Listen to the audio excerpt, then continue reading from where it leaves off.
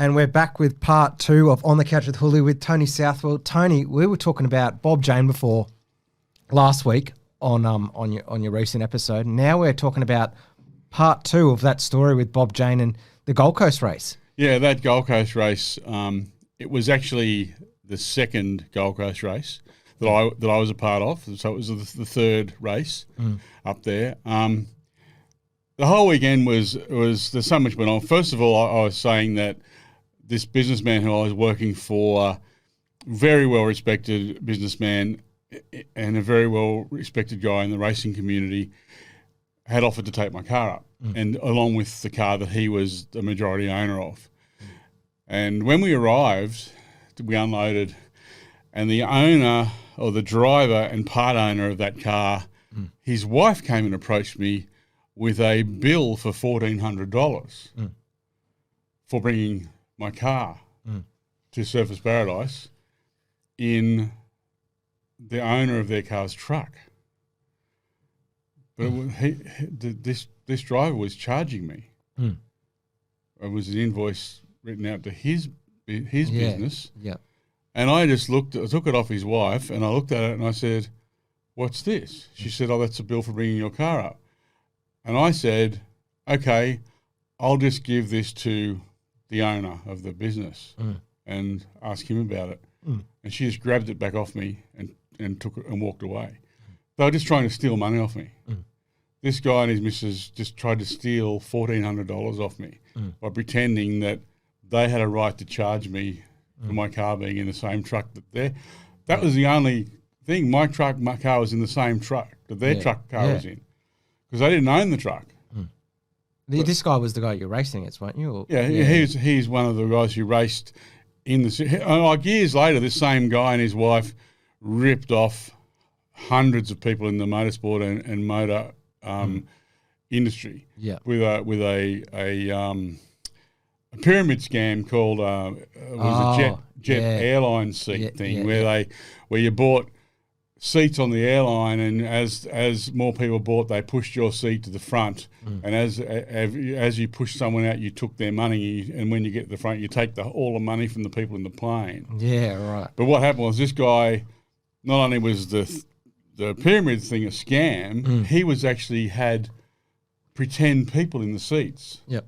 So he would have Bill Smith in this seat and Bob whatever in that seat. Yep. So you thought there were other people who had bought in, but they weren't. They were just him. Yeah. So when that person got there, he was getting all the money. Yeah. And they bought new utes, and they got a shop for his missus, and they got a shop for him, hundreds and hundreds of thousands of dollars. And this is the sort of people that they were. You know, it goes on for years, like him initially trying to steal from me at that track. And then years later ripping everyone off. And there's still people out there now who were hurt badly by him with this pyramid scam, hurt really badly. Yeah. You know, people lost their businesses, lost thousands and thousands and thousands of dollars. Do you know if he went to jail? No. He's still out there. He's got a very, very low profile in the motorsport industry now. You don't see him at racetracks. He keeps his head down because there's people out there that still really want a piece of him. A guy in Queanbeyan, actually, a motor dealer who had a very high reputation in Canberra, selling cars, and had a big motor new car dealership, nearly got run out of Queanbeyan because he got sucked into it, and he was selling seats on the plane for these people. But it was a terrible thing, and lots of people were stung very badly.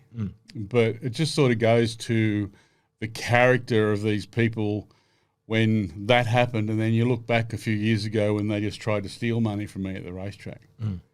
So, you know, that's who they were, just scumbags. Yeah. Can you tell me your relationship? You had a huge relationship and friendship with Bob Jane. Hang on, we have to. There's more about that weekend first. Okay. We'll get that weekend out. So after that, I've picked up a really big sponsor. Yep.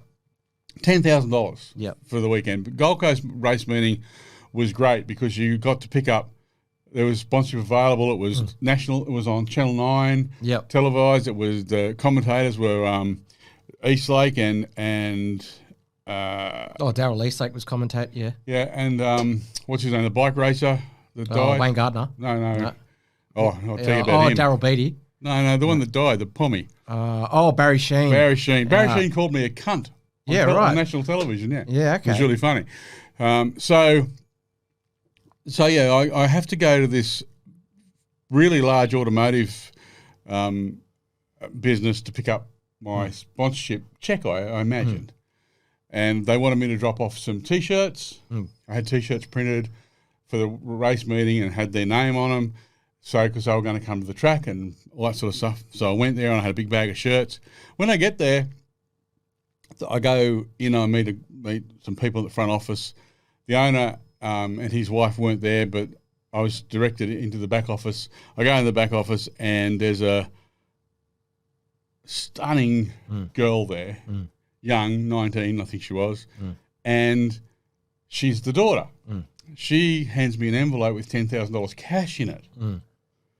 She said, "Dad said to give you this." I'm like, "Oh, okay, thank you." And she said, here are the shirts. She said, "Is there one to fit me?" I said, yeah, I'll grab what you need. Next minute, she pulls her top off in front of me, and she's got nothing on underneath it, and puts one of my shirts on. Yeah. I'm like, what the fuck? and I'll go, "Oh, okay, thank you." Yeah. And then she said, "What are you doing for the rest of the day?" Yeah. And I said, "I'm just going to be running around sorting out all my stuff." Yeah. And she said, "Can I come?" I'm like, "Okay." Yeah.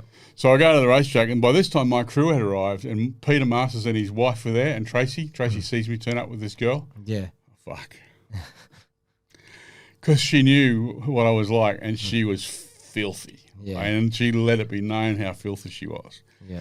Anyway, so I make up some excuse to go back to my room, and I really don't think the sponsors $10,000. I don't think he was paying me to fuck his daughter, but that's what it appeared to be in the end. Yeah, right. Wow. Oh no, that's what happened. Yeah. So anyway, she hung out the whole weekend, and we had a great time. It was a great race meeting. There was this fucking chutch turned up there to race. Now this guy had a small racing history, racing much lighter cars in a different class altogether. I really didn't know anything about him, but he had turned up there like he had everything. The car was painted really flash, all fluoro, it looked the fucking guts, but he had no idea what he was doing. Like, driving a 3,500-pound stock car is hard. Especially on the Gold Coast. Yes, and it's not like anything you've ever driven before. He had everything wrong because he didn't have a road course racing package. He didn't have the right brakes or the right gearbox. He just basically had a converted Thunderdome car with nothing in it to make it work. And on the Saturday, he crashed into me and 3 or 4 other cars. And then, because he ran out of brakes after the first lap, so coming into the first chicane for the second time, he tried to stop, couldn't, crashed into all these cars. So Saturday night, the TAFE guys, when they used to come to race meetings and repair everyone's cars, they used to go to Bathurst, all the TAFE guys, and they repaired my car overnight. Then the second day on Sunday, he fucking did it again. Crashed into everybody and took out fucking everyone's cars. Yeah. So we get back to the fucking pits, and I had to go at him. Yeah. Just fucking told him what a fucking goose he was. Yeah. And he took a fucking swing at me. Yeah. Didn't you say there was 2 dickheads on my podcast? yeah. This is one of them. Yeah. Took a fucking swing at me. Okay. And it was taken care of. The swing didn't connect. Anyway, he got called in and fined massively for his behaviour for taking a swing at me. He went and whinged to one of the other drivers about, why he was fined. Yeah. And he was basically told, you've been here 5 fucking minutes. Tony's been here since it started, been involved since it started. I didn't necessarily race until 91. You can't go, doing that.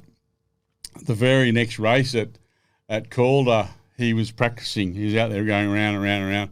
So I got in my car and I went out pretty much prepared just to lose my practice session completely, just to make a cunt out of myself. And I went out and I just got right on his bumper and sat on his fucking bumper for the whole practice session.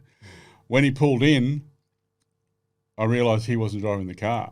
He had one of the really good respected drivers sitting in the car to just feel it out for him. Yeah, right. So I made a whole cunt out of myself to the wrong guy. But yeah, and then I ended up spinning him out at a race at Eastern Creek. Yeah. To get back at him. But yeah, we had some cockheads, but that Gold Coast race, a lot went on.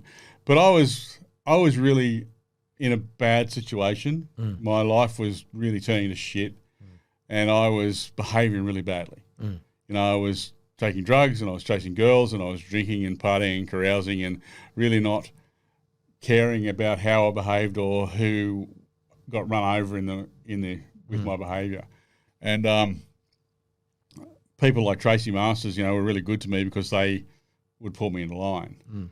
If I didn't have people like that in my life, you know, it would have been a lot worse. But yeah, I behaved really badly. But a lot happened at that race meeting. But Bob bailing me out of jail was a highlight. Yeah, yeah, right. So Bob helped you in your life where you needed him the most, and he pulled you out of the ditch where you were in. And he was just, you know, so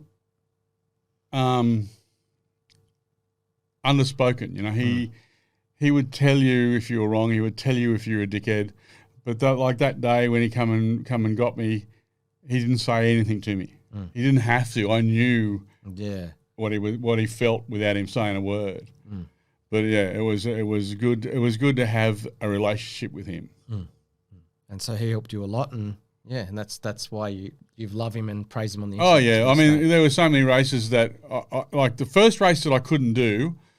I think it was still in the first season because I raced 3 seasons completely before I started sporadic racing. 3 complete seasons. But one race, I think it was towards the end of the first season, I just didn't have any money. And I had a commitment to Bob to pay so much money off the money I owed him for the gearbox and engine. So I went and saw his financial controller, a guy called Mark Duffy, and I went and said to Mark, I'm not racing this race meeting. It was, the April race meeting, so the last race meeting of the year. So I'm not racing this race meeting, but I'm still going to make the payment because it came out of my prize money. So I said, just because I'm not here doesn't mean you're not getting paid what I owe you. I'm just going to give you the money for that. And then next minute I get a call. No, it wasn't a call. I got a message. Someone came down and saw me in the garage area, and there was no race meeting on that weekend. I was just down at the track, and I got a message to go and see Mark. So I went and saw Mark, and Mark said to me, Bob said, get your car ready to race. And I said, I can't race the car, mate. I've got no money. So he said, I'm telling you, Bob said, get the car ready to race. I said, what does that fucking mean? And he said, just get it ready to race. So then I did that, and then I went and saw Bob, and he just said the same thing. He said, get ready to race. So in the end, I raced, and Bob didn't charge me for anything. All my tyres were on the tick. All my fuel was on the tick. The entry fee was on the tick. Everything. He just gave it to me to race so I could be there. And he did that for me on more than one occasion. And I know that he gave other people tyres too, but I don't know how many people he helped to the extent that he helped me, but he helped me a lot to make sure that I made race meetings. Yeah. What happened at the infamous Adelaide International Raceway? You said that you had a bit of a run-in with the bloke. Our first race at Adelaide was my second race in the series. So it was round 2 of the 1991-92 NASCAR Championship. And Rodney Combs won the first race at the Thunderdome in a car owned by Denzel and Mary Mead. And we get to Adelaide, and I didn't have an Adelaide setup for my car. So I contacted a guy from Speedway who I knew through Speedway Dirt Track and asked him for some help with what I needed for Adelaide. So he told me what steering box I needed, what springs I needed, what shocks I needed, how to set the car up, what sway bar I needed, everything I needed for the car. So I had a set of shocks. I bought a set of shocks and had them dynoed. I bought a set of springs. So I only had one package for Adelaide, and that was everything I bought. This guy told me to. I bought a steering box he told me to buy, bought a sway bar he told me to buy, did everything that he told me. Get to Adelaide, everything in the car, we've set it up exactly how we've been told. The car was undrivable, absolutely undrivable, couldn't drive it. So Robin Best said to me, and this is a true champion, said to me, "What's wrong with your car?" And I said, "I don't know, I just can't drive it." And I thought I was going to go good at Adelaide because it's a short half-mile track with no banking, just a flat speedway track. And he said, "What have you got in your car?" So I gave him the sheet of paper with what I had in my car. He said, "That's never going to fucking work here. That's not going to." He said, "Who fucking told you that?" And I told him and he said, so he gave me, out of his own gear, he gave me everything I needed for my car. So I went and saw this guy and I said, and I said, "Why the fuck did you tell me all that? I spent money I don't fucking have on all this equipment on your fucking say-so. Why would you do that?" And he simply replied, "Why would I help you be quicker than me, maybe?" And I'm like, "You shouldn't have fucking helped me at all. Yeah. Because you cost me money I don't have." Yeah. So we went out in the race and kicked his ass. But my car, I got lapped again, but Rodney Combs passed me with about 30 laps to go. Everyone came in for tyres except Rodney. So he had 70 lap old tyres on his car. My car came to me with the new set of tyres on with 30 laps to go, and all of a sudden it was fucking working really well. And I found myself catching Rodney, who's the leader. I'm down a lap or maybe 2 laps, but I'm catching the leader. So when I catch Rodney, I think, how good is this? Here's the guy who was my fucking first motorsport fucking hero. When I first started going to Speedway, watching Rodney Combs and the no hanky-panky Valvoline Yankees was that was the American guy, So I sat on his ass for the last 30 fucking laps of that race and drove my ass off. There was a couple of times that I probably could have passed Rodney or tried to pass him, but I didn't want to wreck him or ruin his day when I wasn't going to win anyway because I was a lap or more down. So I just decided this is the best place to learn, sit here behind him. And then when we came around for the end of the race, I pushed him across the start-finish line for him to take the checker flag and win the race. Yeah. And it was the greatest moment in my racing career. It's take away every win I ever had and just give me that race again. It was just that good. And then after the race, there's a really great photo of me and Rodney straight after the race. And because I went running to his garage, to talk to him about it. And he was like, "For the first part of that last run, I thought I was racing you for position." Yeah. He said, "I was racing so fucking hard because I thought you were going to pass me." He said, "I didn't realise because my radios weren't working. I didn't realise until I got a message from my guys on a board that you were laps down." Yeah, right. So he thought he was actually racing me, but it was fantastic to race. I only ever had 3 really good races in those early Thunderdome years. One was my first race, which was a great race. Secondly was the one against Rodney, and third was in the second season when I actually passed Robin Best for a position during the race. Yeah. And he was so excited for me that I'd passed him that he had a poster of me and him on the track together in that race, a full-size poster print on a board behind his desk, and it had written underneath it, "Wild Thing under the champ." Yeah. So, yeah, that was pretty cool. So how'd the name Wild Thing come about? Well, we were heading to Calder Park for the second race meeting at Calder, which was must have been March maybe, March 91.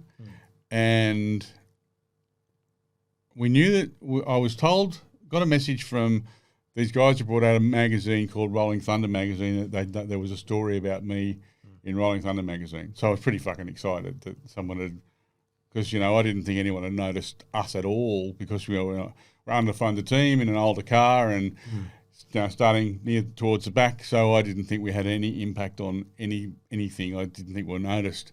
So just when someone said there was a story about me in their magazine, I was excited. So we stopped at every fucking newsagent from between Yass and Melbourne to see if it was in the news. And when we got to Holbrook, we found it. So I bought every copy they had in Holbrook, in the Holbrook News Agency.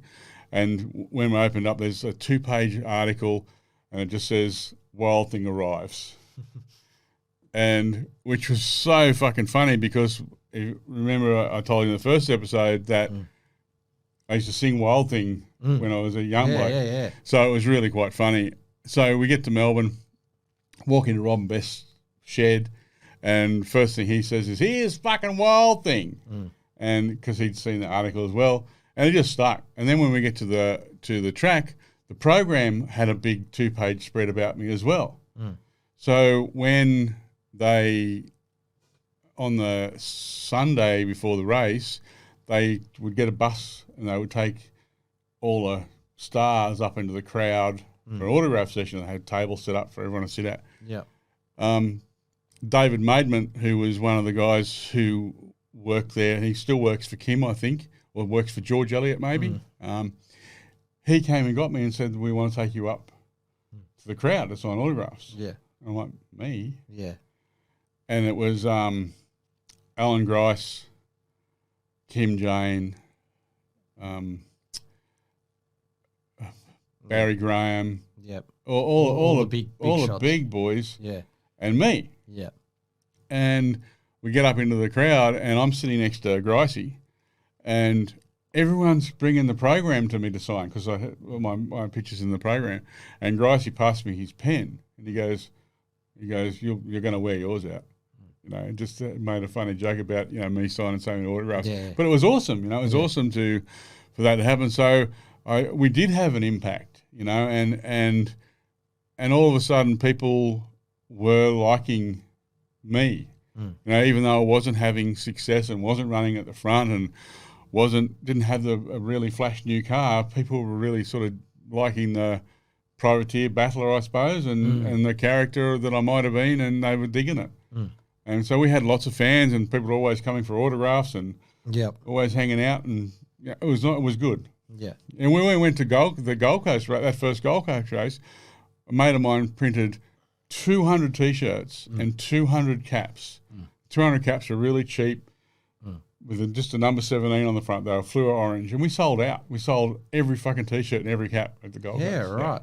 Did they have back then in the merchandise stands, was it just under one big truck, or did you have your own little... We had our own setup with our cars. Okay. So we just had one of those gazebos you buy, and we'd just be set up with that. Kind of like the Speedway setup in a way, was it? Yeah, right. We just have, Tracy used to sell all the stuff for us, so she'd just stand there with the table with all the merch on it, and people would just come and buy it. And we sold out with 200 T-shirts. Yeah, and you were saying with the number 17 on the cap, how did you actually come to that number? Well, I had no affinity to have that number. I had to choose a number, something I hadn't even thought about. So when I went down, Bob Jane gave me my NASCAR license because you had to pay Fast Track, that was owned by Marshall J. Brewer at that time, to get your Speedway license to drive NASCAR or Oscar. And Bob cut Marshall out of making a few bucks. He had to pay Marshall and just gave me mine. And Ted said to Steve Betts' wife, who ran the licensing, just give Tony a license. He doesn't need to do the course. And so that was really cool. So I got my license, and then they said, you have to choose a number. So I said I wanted the number 4 because I wanted the lowest number I could get. And Bradley Jones had a reserve on the 4. Yep.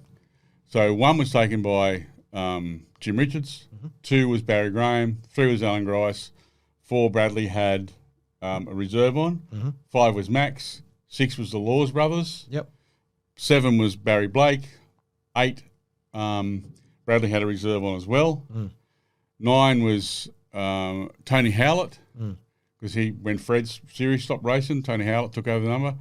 10 was Nick Girdleston, 11 and 12 were both Robin Best, both those numbers. 13 was no one.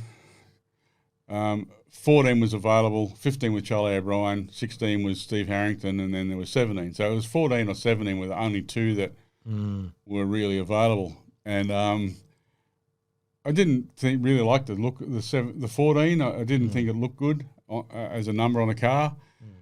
And Darryl Waltrip at that time was racing 17, and he was sort of the guy who I was following in NASCAR in America, so I took the 17. Yeah. And the guys at Calder really wanted me to take the 17 because Dick Johnson had been there and raced once, and they somehow felt that giving his number away was going to upset him, but I doubt he even fucking noticed. But so they wanted me to have it, so that's how I got the 17, and it ended up being a good number for me. I really liked having it. And back then, NASCAR was actually competing with the supercars, weren't they? Like that, because you had a lot of like talented superstar drivers, as you just mentioned, on the grid, and then they were also competing as well on the other side of around.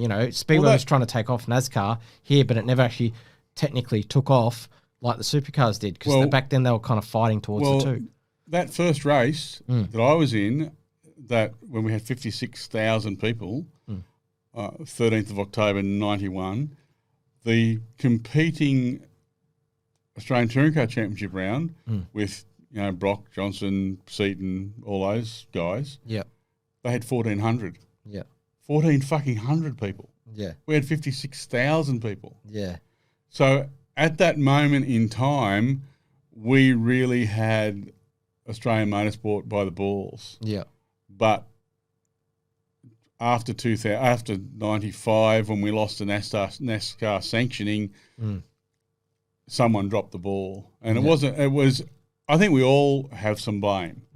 I don't think you can blame Calder Park Promotions or Calder Park Motorsport for entirely or anything that Bob did. I think that a lot of us had a lot. There was too many old cars. There was too many drivers, myself included, that weren't putting on a good show. We needed those young guys, If we had Gary Brazier and Brooke Tacknell and some of those guys, and also sedan drivers from Speedway, all come in with all new cars and all new equipment, we would have. We had Dean Wanless and Todd Wanless for a while. So we just needed more of those guys with new equipment to come in and really take it to the next level, because once it started to drop off, a lot of the guys just started dropping out because they weren't investing in new cars. Guys like Ian Thomas were great because he brought new cars in every year and brought American drivers over to drive them, and then his cars would flow on to more people in the series. Like my last car that I raced at the end, that I had the success in, it was one of Tomo's cars. Yeah, right. He brought it out, and Brabham drove it. Yep. And then pulled Brabham out and put Max in it, because Brabham wasn't allowed to be in it, so he only raced one lap, and then Max jumped in, and Max still won the race, I think. Yeah. Did the Aussie guys get it? Because you were talking about them importing cars to Australia and whatnot. And remember NASCAR, they did a special Japanese race. Did many of you guys get invited to that race as well to add to the field? Yeah. The first Japanese race, Kim, Terry Wahoon, Neville Lance, Jim Richards. Yeah. And someone else, I think. I think it was 5 or 6 went. And the second race, only Jim Richards went. Yeah, and I think he was winning too. He was going really well. The trouble with him, his deal was that it was a Dick Mitchell car, a Winston West car, and Jim just didn't have the horsepower that the Cup guys had. So he ended up coming 7th or 8th, I think, in that race. Like he really held his own, but he just didn't have enough mumbo in that car to compete with the Cup guys. Yeah, Jim Richards is one of those guys that could essentially drive anything. His old crew chief said to me, he said, when I was looking after Jim's cars, I could send him out in 3 wheels and he'd drive it. He said he would just drive whatever you gave him. Yeah. But me and Robin Best got him to come and help us before the first or second IndyCar race. I can't remember. The one race sort of blends into the next, but I'd never turned right and I'd never changed gears, and neither had Robin. Yeah. So we asked Jim, would he help us? And he gave up his time and came to the track and taught me and Robin how to road race. Yeah. And I'm not sure he gave us a full day or 2 full days on this national circuit. And it was wonderful. Like, I still remember the lessons that he gave us. He was, some of the stuff he taught us. I think the biggest thing that he taught me was about turning in. Yeah. And braking and turning in. They were the 2 things that I took away from it more than anything else. we were sitting in the car and he was just going through using your pedals, because speedway drivers, we're left foot breakers. Yeah, yeah. And so he was sort of teaching us how to right foot brake and how to use your pedals, how to change gears, and just sitting in the car. And Robin Best, because he was so dry, Robin Best, he just looked at Jim and he goes, I don't understand, Jim. And Jim goes, what don't you understand? He goes, 3 pedals, 2 feet. and Jim just said, fucking speedway drivers. But so that's Jim's background too. He started dirt track in New Zealand. Yeah. But he was fantastic. He and I'm forever grateful to the help that he gave us, because later on, when the Power Tour started and I started racing really well, it was all due to Jim, what he taught me all those years earlier. That and the thing that I really dislike, and I think I'm being punished for something, is that I had success circuit racing, where I didn't want success circuit racing. I wanted success on the oval track. Yeah, and. But the reason I had success was because of Jim. And you, John Trimble just passed away. We were talking about this off air and a while ago. You actually had something to do with John, didn't you? Yeah. It's funny too. A guy who was he was involved with Andrew Harris. Andrew set up a race team at Calder in one of the Calder buildings. He set up a race team. I think it was called NAS. I can't remember. Track. No, Nash Track was George's. It was called, what was it called? I can't remember what it was called anyway. Anyway, he, as a part of that deal, he started a ride of a lifetime. John Trimble did, yeah. Well, I think John owned the car and Andrew ran it, or they owned it together. Yep. And they got a car, one of the ride of a lifetime cars was a Falcon car, had a Falcon body, NASCAR with a Falcon body on it, that a guy called not Trevor.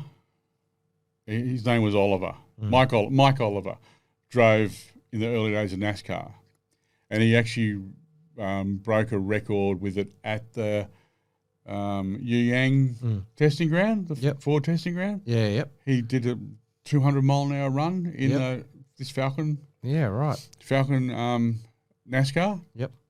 Anyway, so Andrew and John ended up with the car, and I ended up with a job as a driver for the ride of a lifetime. I don't know how it happened. Myself and another friend driver ended up doing it. And one day we were out there and the gearbox shit itself so we had to change the gearbox. So as a thank you for us doing all this mechanical work that we weren't actually employed to do, we all got, the whole crew and the drivers all got a night at the Daily Planet. Yeah. And that place I think that place may have changed names now, but John's huge, and Michael Trimble, his son, actually raced too as a gun Formula Ford racer. Oh, okay. Yeah. That's awesome about John. He was an infamous character in motorsport in a way, with his Daily Planet car. Yeah. And I didn't remember his paint scheme. And I didn't really know John. I knew Andrew. But so we all went to the Daily Planet for a free ride. For a free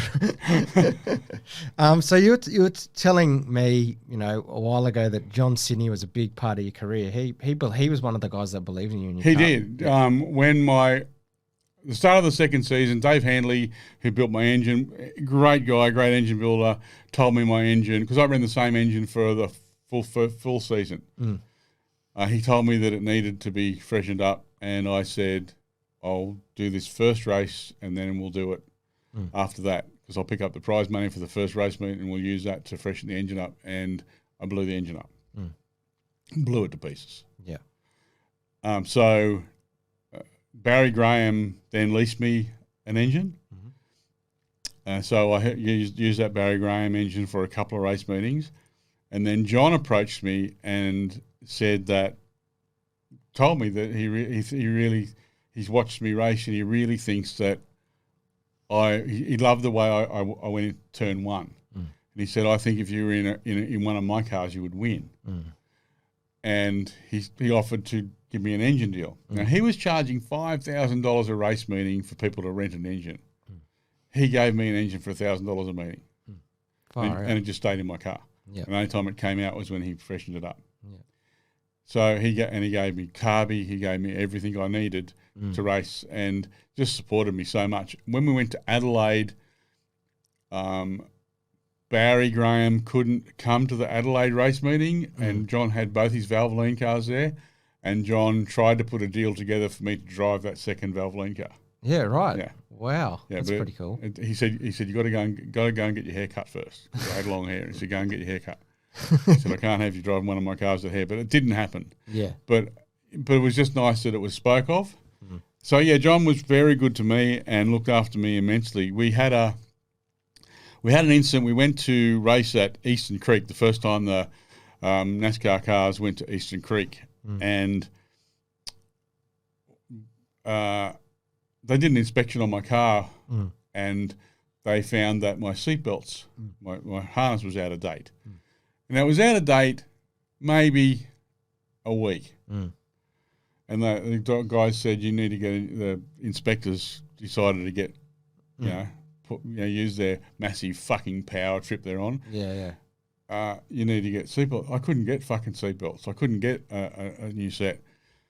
So they said you can't race unless you get a new set of seatbelts. So we're running around everywhere trying to get them. So in the end, I did the wrong thing, but I had no choice. I went to Bob. Yeah. So I went over their heads, which is the wrong thing to do because they're given a job to do. But I've also got a big investment in having my car and all my guys there to do race, and I'm not going to not race because I don't have a fucking set of seatbelts. So I went to Bob and I told Bob what was going on, and he goes, just run over the cunts. They try and stop you, just fucking run over them.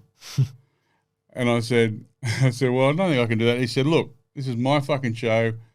Line up and race your fucking car. So the guys come and did another inspection, and they told me I couldn't use the carby on my car, which John Sidney owned, because he also owned the engine. Yeah. Now this was bullshit. As far as it was a really tricked up carby, but it was bullshit as far as I was concerned. It was they were just trying everything on. So race time on the first race Saturday goes to start. I go barreling down. I haven't got a sticker on my. They didn't put a sticker on my windscreen and say that I passed scrutineering. I go down thing and they've got a fucking stop flag up. Yeah. I just fucking drive around him and go out on the racetrack. come down the first warm up lap and they're black flagging me at the fucking thing. Yeah. Come around for the second lap and the black flag's gone. Bob's obviously pulled his fucking power and put a stop to it. So we race. I spin out that fucking idiot from the Gold Coast race. Yep. I going into the hairpin. I just get. You don't think about cameras, television when you're in a car. You only think about what you're doing. And I just thought, this is fucking gold. This cunt's in front of me. I'm going to give. So I just turned him around. Yeah. And off I went. End of the race, I came in and my guys are all clapping me. I'm like, what are you clapping me for? And it's been replayed and replayed and replayed on the TV. On the big screen. Yeah. So anyway, what happened was we come in and I get on the radio and I say to the guys, a big no-no in NASCAR in America and in Australia is you can't close the garage doors. The garage doors have to be open all the time for access for your fans, for your inspectors, for anyone. It's open house. So I said, when I pull in, pull the fucking roller door down and lock the back door and up the bonnet, pull the carby off as fast as you fucking can. Pull in, up bonnet, I'm out the fucking door as quick as I can. Fucking inspectors are bang, bang, bang, bang on the fucking roller door. Pull the carby off. I go out the back door with the carby and I go running down to the other end of the pits where John Sidney's and where Max and Barry's cars are and give John the carby, go running back down. When I get back down, they're pulling the door up and the inspectors are coming in and the inspectors are going, where's the carburetor? I'm going, fuck if I know. What? I don't know. It was there. Yeah. It's just, so they really get a bee in their bonnet. Yeah. The guy, John, who was the boss of the inspectors, I still think he's got a bee in his bonnet because I put a comment the other day on a post on one of the Auscar NASCAR groups that he'd put up. Yeah. And I mentioned this little thing to him and he didn't reply. So I think he's still cranky about it. He pointed at me and he said, because there's a big kerfuffle. And he said, "You'll never fucking race NASCAR again in this country," right? Big fucking statement, right? Yeah. So they Calder Park Promotions hold my points and prize money, Barry Graham's points and prize money, and Max Stumsley's points and prize money because John owns the Carby. Yeah, right. So they call an urgent meeting in Calder and we all have to attend. Max and Barry didn't, but John had to.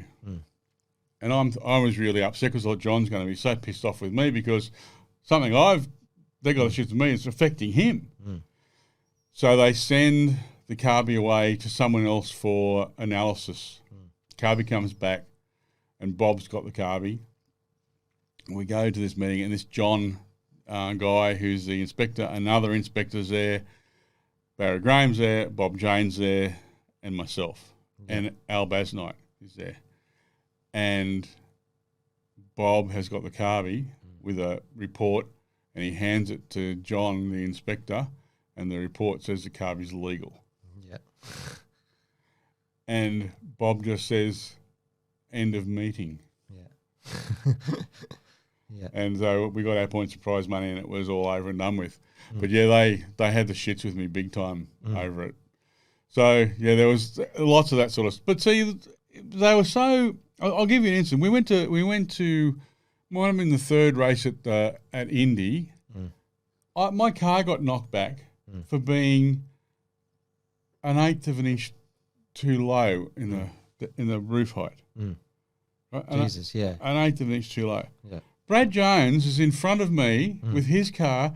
His front wheels are fucking 2 inches out the top of the guards, each fucking side, and with the camber that's on them, obviously the bottoms. His track was 4 inches fucking wider at the front than legal.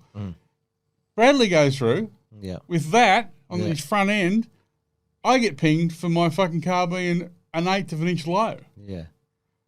So that was a bit of the bullshit that went on. You know, if you were one of the boys that the inspectors liked well, you know, nothing against Bradley. I mean, Bradley was great. You know, Bradley was hard to get to know, and I really didn't have a relationship with him.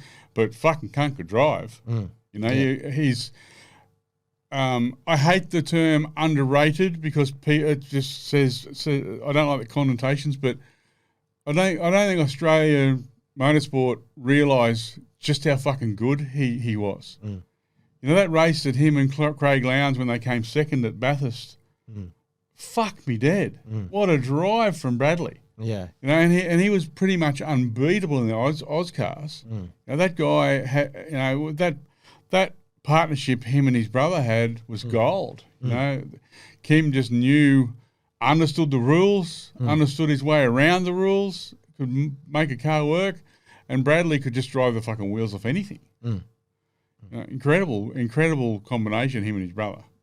And they've got now a trick set up into the supercar world. Yeah. Yeah, and as you said, they're closed off. They've always stayed, they're very loyal. They stay in the Albury community and do their own thing and just turn up to the racetrack and race, really. Yeah. Well, that's what they always did at Calder too. You know, he was, they really had a good thing going. But that's the sort of thing that did happen down there, you know, with that, because someone like Bradley was a bit untouchable. You know, they had the money, they had the package, you know, they had a great relationship with Calder Park. So you know, they were, I think that the hierarchy of the guys who were checking the cars would let things through because they just didn't want to deal with the drama. But someone like me comes through who's there by the skin of his fucking teeth, you know, your car's a bit low, go and fix your, you know. And if you wind your car up, you're changing everything. And Rodney Combs taught me a valuable lesson because they did it to him once at Calder, going through inspection before qualifying, that his car was too low, so he got a hammer and hit the roof up. Yeah, right. So I did the same thing. Rather than change the car, he just fucking smashed the fucking roof up. Yeah, you got to tell me about your Barbagallo trip in WA. Oh, Barbagallo, Barry Blake put a race on over at Barbagallo and he promoted it. So he was really the only other guy who ever promoted a race for those cars outside of Bob. Yeah. He was put under a lot of pressure from Bob. He made Barry pay the prize money into a trust account up front to make sure we all got paid. Mm-hmm. We all got paid a flat fee. I think we all got $5,000 to go over there. Yeah. So there was no prize money, like ladder of prize money. I think we all got the same money. Yeah. And Barry did a great job as a promoter for someone who's not a promoter. He had radio and television. He spent a lot of money and it cost him a lot of money. It took him years to pay it off, and he ended up in court with NASCAR. Jesus. Yeah. In NASCAR Australia or NASCAR America. Wow. Yeah. All over the use of the name. Yep. See, we lost NASCAR in 95, but continued to illegally use the name right through pretty much to the end. Even though it became the Australian Stock Car Championship, on the program it still said the word NASCAR and all that sort of stuff. And people, the promotion arm of Calder would still slip the word in, so everyone thought we were still NASCAR. But Barry Graham is the last official Australian NASCAR champion. So there's only Robin Best twice, two times, George Elliott, Max Dumsey and Barry Graham. Yeah. They're the only real Australian NASCAR champions. Kim won 4 or 5 on himself. So I don't take anything away from Kim. It's still the same place, same cars, same rules. It just wasn't, we didn't have sanctioning anymore. Yeah. And that's when things sort of started to drop off. But Barbagallo was fun. I spent more time in the fucking sand than on the racetrack. Still ran well, and someone shared an article recently from back then that I'd forgotten about, and it's got a photo of my car, and I think it was the second race in my new car. And so someone shared an article, and it's a write-up is very favourable about how I went at that race meeting. We blew an engine up. I had to buy an engine off, what's his name? Melbourne's cheapest cars? Oh, gosh. Yeah. Anyway, Eddie Albanica. Oh, yeah. Yeah, I had to buy an engine off him at the racetrack. So I bought an engine off him to race because we broke one. Someone sabotaged my car. Yeah, right. Wow. During the night, yeah. Holy smokes. We got to the racetrack on either Friday or Saturday, and someone had been into my shed and wound all my weight jacks and changed all the setup on my car overnight. Holy smokes. Yeah. This is in Barbagallo, isn't it? Yeah. Yeah. Holy shit. Yeah, that was a bit bizarre. Yeah. But yeah, we had because I had some support categories, local support categories, and one of them was like an old series of sports sedans or something, and there was a Mini Cooper S, and when you go over the back chute, you can't go over a big hill at Barbagallo. Yeah. And I'm full noise in this fucking 3,500 pound fucking stock car doing, I don't know, 150 or 60 miles an hour, and there's a fucking Mini Cooper S right in front of me on the same track doing 70 miles an hour. And then he ran over the fucking thing because they had open practice and all the cars were on there together. Yeah, right. But every time I'd go down that fucking big straight down towards the sand trap, I ended up in it. You got to tell me the time that you had a bit of a run-in with Russell Ingall at the Thunderdome or something. Oh, it wasn't a run-in. It was really fun. He was driving my car, the car that I ended up buying. Scott Williams owned the car at the time. Yeah. And You and Scott are quite close, aren't you? Yeah, we're good mates. He sign wrote my car from the second meeting. Scott Williams did? Yeah. Yep. And sign wrote it for every single meeting from then on until right through the Power Tour. Yeah, okay. Yeah. So, he was a kid when the Thunderdome when he first started working for Ian Thomas as a crew member, and he came down and sign wrote all the cars, and then he got him to do mine. Anyway, so he bought that car off Ian Thomas. Yep. Ian Thomas is someone who deserves a fucking lot of credit. I never realised it when we were racing at the time how important he was, but now all these years later and looking back, he was really important to our series. And if we had 3 or 4 more like him, we'd probably still be going. Yeah. He was very important. Anyway, so Scott had that, and he had Russell driving the car. And Russell didn't know me from fucking Adam. I was sponsoring the car, so it was the Fireworks King on the car. And I saw him standing next to a transporter, and he was talking to Michelle. Mm. And so this is 99 or maybe 1999 it must have been.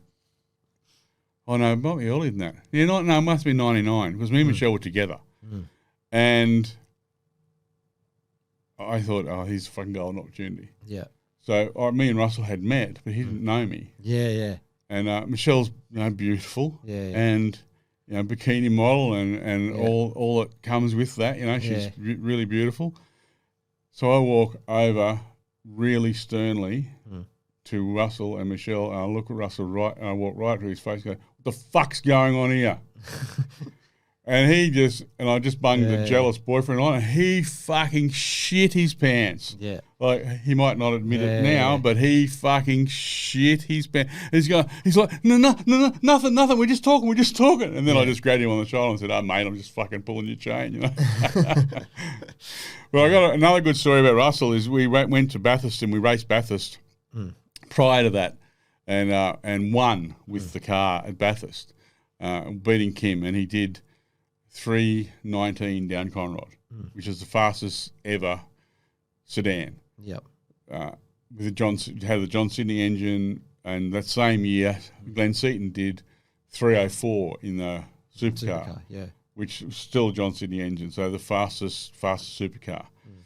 How many times did the NASCARs race at Bathurst? Twice. Okay. Larry Perkins put a bigger time up than Seaton's, but he was tricking the computer. In the computer he said he had a different diff ratio in than he actually had. Yeah, so he tricked it to say he went to I think 309 or something, but he didn't do that. Yeah. Seaton's 304 was real. Yeah. So we did the Bathurst thing, which was really great, and that was. Then after Bathurst, after that race at Calder where I had a go at him, I bought the car off Scott. Yep.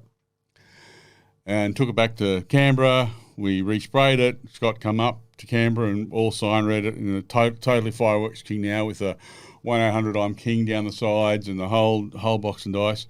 And we go to test at Calder for the first time, and this is the first time I'm going to drive this car at Calder.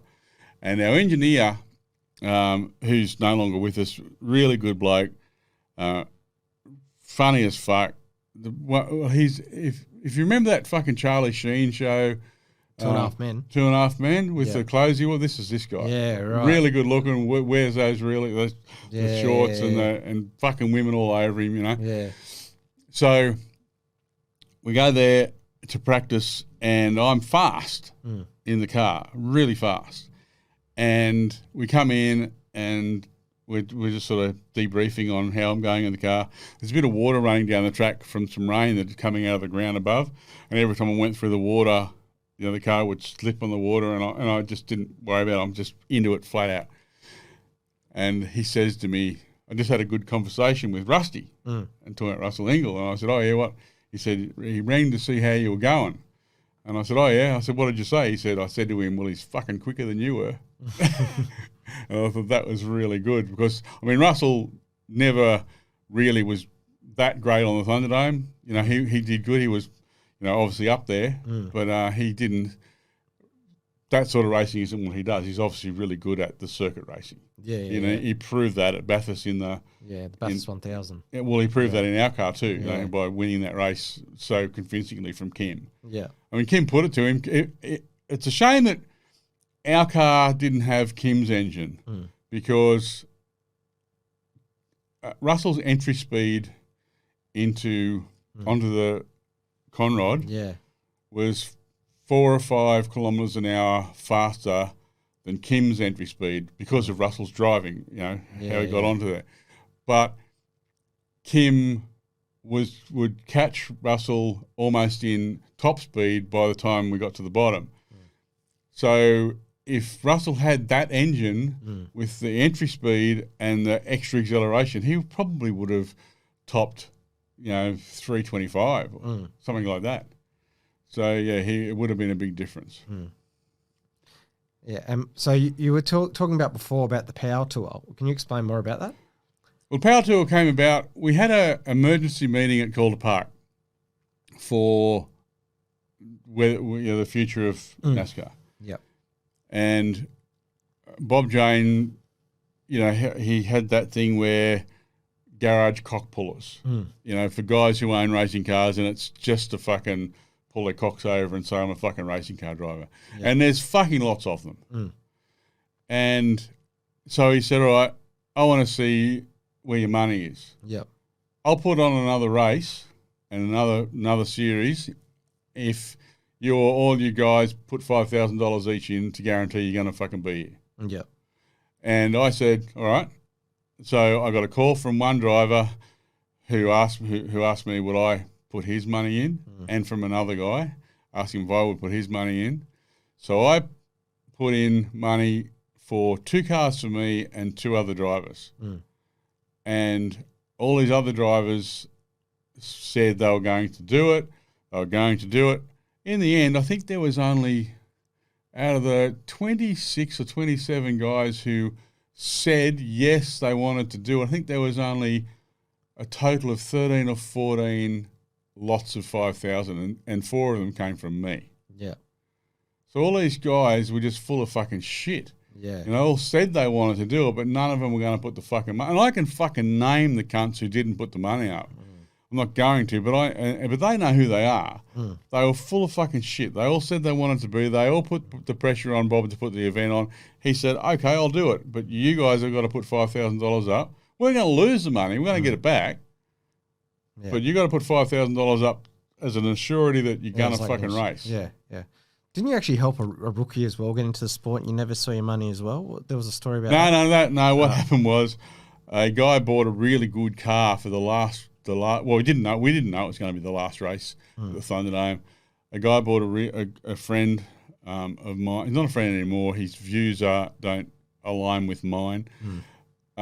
He needed some money after he bought this car to make the meeting. I don't know whether he needed the money to pay for the rest of the car or needed the money to run the meeting, but anyway, needed some money.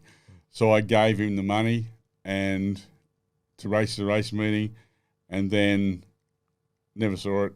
And he justified not giving it back to me somehow. Yeah, okay. Yeah. And I couldn't be bothered fucking arguing. I just said, yeah, right, or whatever. Yeah, but it's just disappointing, that people do that. He needed my help. And this is someone who'd helped me in the past. So, I really appreciated the help I got from him in the past. Yeah. But it wasn't a two-way street, I helped him when he needed it because he'd helped me in the past, but then he didn't fucking give the money back, which fucking pissed me off. But the Power Tour came about because of the failure of that meeting with Bob. So this really good guy called Nick Ebick and his friend who worked with him called Paul French. Sorry, Paul French. Yeah. They got together and they started this thing called the Power Tour, which was the trucks, NASCAR cars, and another. Was it Formula Fords or something like that, or? No, there was another tin top series. I'm not sure what they were. Yeah. And there might have been Formula Fords as well. Not sure. Anyway, there was a few different things. Yeah. Entertaining classes, really. Yeah, there was. It was good. And they got book tracks. They got a television deal with Speed Channel. Yeah, not Speed Channel. Oh, what was it called? That it was Speed Channel, which they had their own. Yeah, that Speed was the whole motorsport channel. Yeah, but there was a motorsport show. Oh, RPM? No, I can't remember. Anyway, through that. So that we had production and we had all that stuff. So it was really well put together. We raced for 2.5 seasons, I think. Yep. Oh, Speed Week. Was it on Speed Week, yeah, it was on Speed Week, yeah. So yeah, they put it together and it was really run well. The first meeting we had was at Malala in Adelaide. Yep. And myself and Andrew Madecki and George Elliott were the fastest. I think George won that meeting and Andrew came second, I came third. Dick Howe was someone else who no one really gave enough credit to as what a really good fucking driver. He's old Speedway guy, but fuck, the guy can drive. I think he's still driving. I think he's driving Porsches or something now. Yeah, right. He was a really good driver. We had some fucking gumpies in that series too. You know, we had a guy called Nigel Benson from who raced Oscar for a while. Mate, that guy just spent all his time mowing the lawns around the racetracks, and Bob Middleton was there with his cars. Bob, nice guy. That's what I'll say about Bob, and good cars. And so he had Andrew Madecki driving one, and he drove sometimes. Then he had another guy, young guy called Chris Templeton, who was an up and comer who thought he was going to be the next big thing, international Australian driver. So we went to that first one, and the first one was a bit set up. We staged a lot of the race, passing and letting other people pass us and stuff to make it look good for television. We really, staged it up, that first one. But that was the only one that was staged. From then on, we raced. Yeah. And I drove really well. We'd spent a lot of money on my car in developing my car. We had really good brakes. We had a recirculating brake system, which is illegal, but I think a few of the teams had it who understood how to make it work. Yeah. It just meant you always had a full pedal. Yeah. So every time you put your foot on the brake and took it off, the brakes, the whole system recirculated. So it didn't matter, as your pads wore down, you didn't lose pedal. Yeah. So you got no knockoff. Yeah. So every time you pumped the brake, you had a full pedal for the whole race. So we had really good brakes. So that we raced. One of the highlight meetings was at Oran Park. Andrew was obviously so fast. He's such a great driver and such a great bloke. I went out the first race of the day. My car was just unbeatable, and I was a half a lap ahead of Andrew and George fighting for second. And everyone else behind. And one lap from the finish line, my engine blew, and I just pulled into the garages, and Andrew won the race. So we changed engines through between races. When the next race started, I had to start last because I finished last in the one where the engine blew up, and I passed the whole field pretty much before turn one. And then coming through turn two, my steering wheel came off. I didn't put my steering wheel on properly when we started the race. This is at Oran Park. Oran Park, yeah. So I had to stop the car completely, put my steering wheel back on, and by this time the whole field had passed me again, and off I went again, and I managed to pass everyone on the field except for Andrew, and came second. Now, if my steering wheel hadn't come off, I reckon I would have got Andrew that day. Might not have, but I think I would have. So I came second, and sort of really let Andrew know that there was someone there that could race him. Yeah. And then we went to Queensland Raceway, and I qualified on pole, and Andrew went out for one last bash to see if he could knock me off pole. Put a new set of tyres on, and there was about 5 minutes left on the clock. Peter, my crew chief, and Dale, who was my engineer at this stage, Dale Williams, which is Scott's brother, he told me to go out with Andrew to put him off, to follow him, because it's an open qualifying session. And I said, no, I'm just going to sit here and let him try and beat my time. And if he does it fair and square, then I'll go out and try and beat his. And he didn't get it. So I got it. And Andrew came over to me after, and he said to me, I left nothing out there. He said, you got that time. He said, that's everything I had was in that car, and there's no excuses. The car was perfect. I'm like, wow, that's really cool.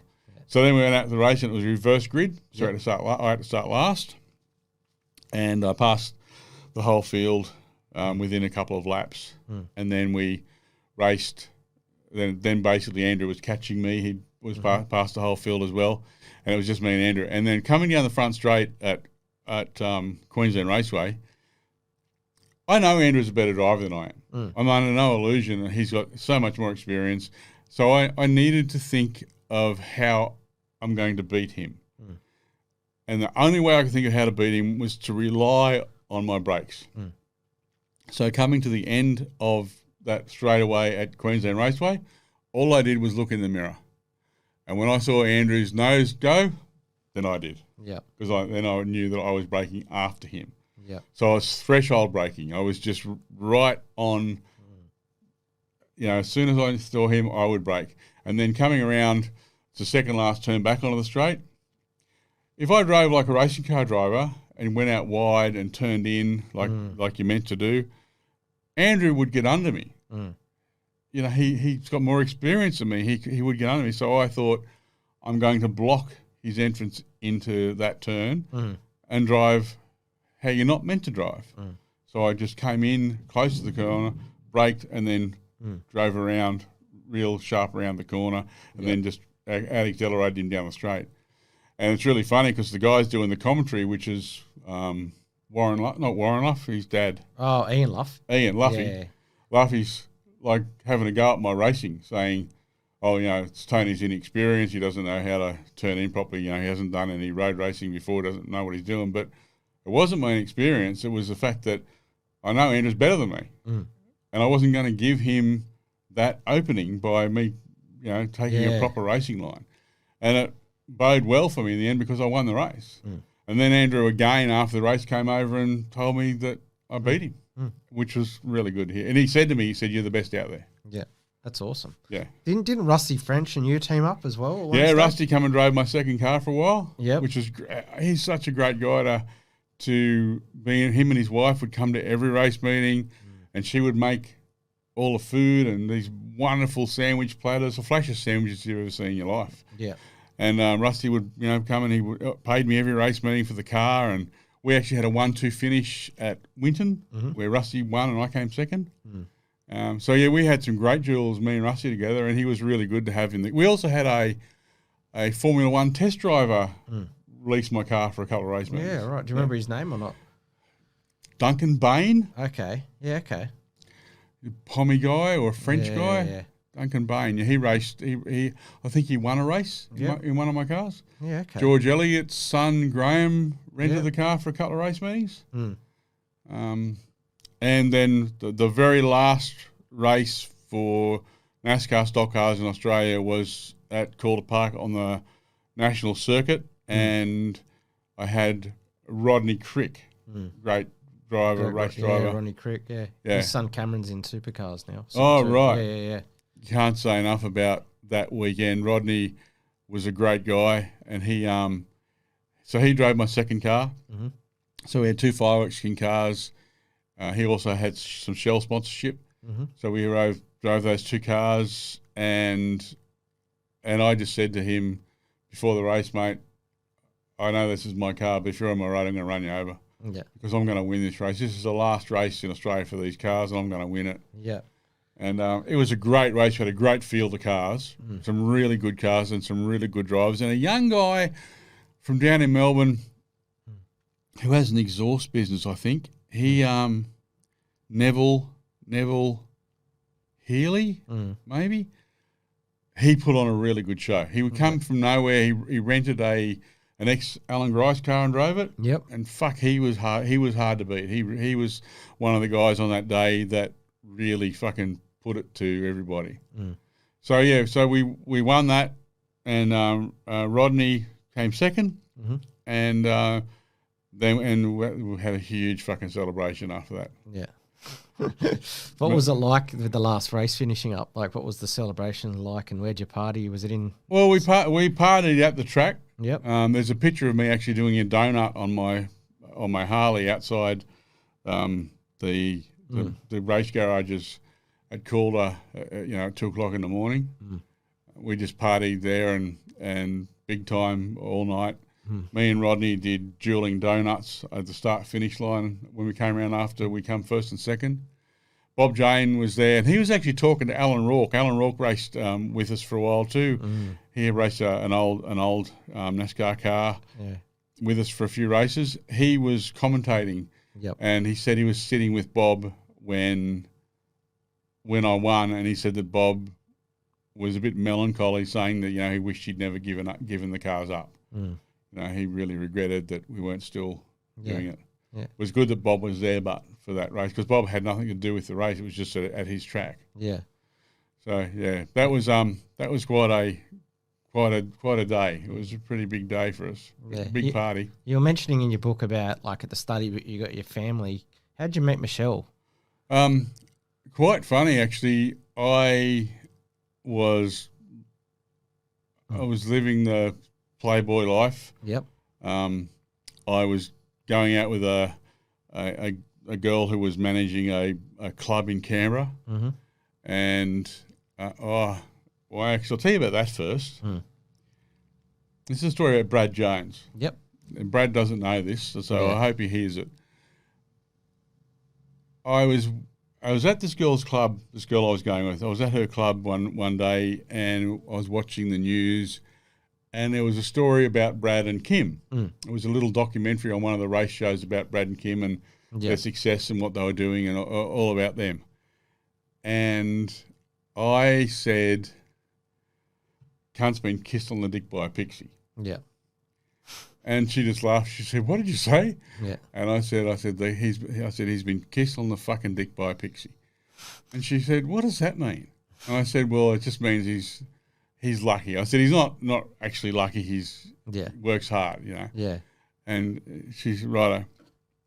Anyway, so I was renting a room off a mate who was living with his girlfriend in this house in Canberra in Woden, and I'm laying there one night, and all of a sudden there's someone in my bed. And I'm like, what the fuck? It's like 4 o'clock in the morning. And I look, and here's my girlfriend who's driven all the way from fucking her place in Queanbeyan. And she's got, like, wings on. And she's all dressed up in this fucking pixie outfit, right? And I'm like, I'm looking at her, and I had no idea what the fuck was going on. Yeah. Anyway, so she's fucking come to give me a polish in the middle of the fucking night. Yeah. And when it's all over, I'm like, what the fuck are you meant to be? Yeah. What are you doing? Yeah. She said, I'm a pixie. I'm like, what? Anyway, so that's what it came from, Brad Jones. The Brad Jones. So I owe Brad Jones a big thank you for getting a kiss on the dick by a fucking pixie. Yeah.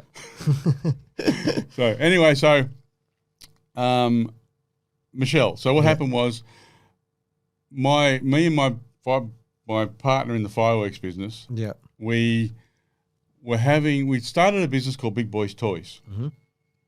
There's another one now that isn't ours, that wasn't like someone had bought it. It was just another one that started. So same name, Big Boys Toys. And it was going to be everything to do with anything fast. So we had a ride car, NASCAR ride car, and all that sort of stuff. And we had a display at the Summer Nats event in Canberra.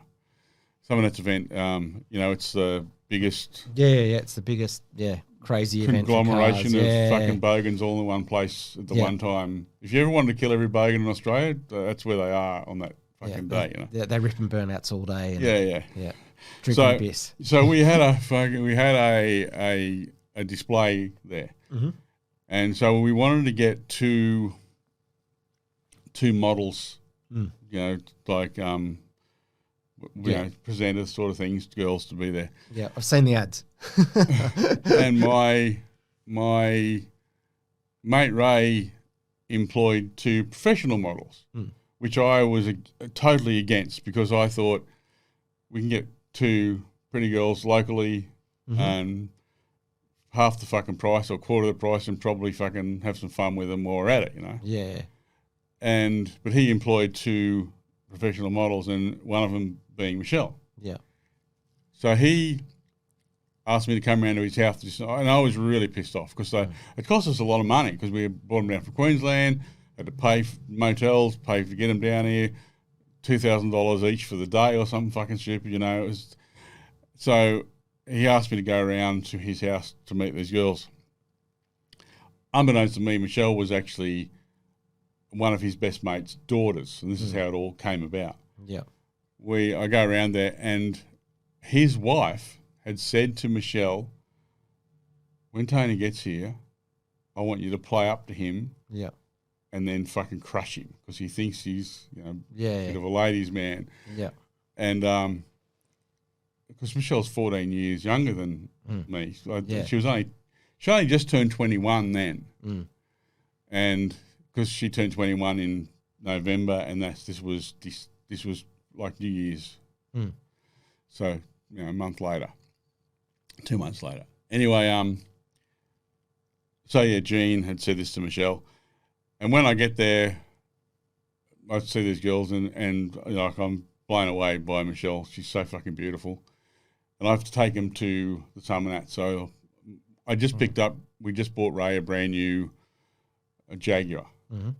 So I take the girls to the Summonats in the Jaguar, drop them off at the stall.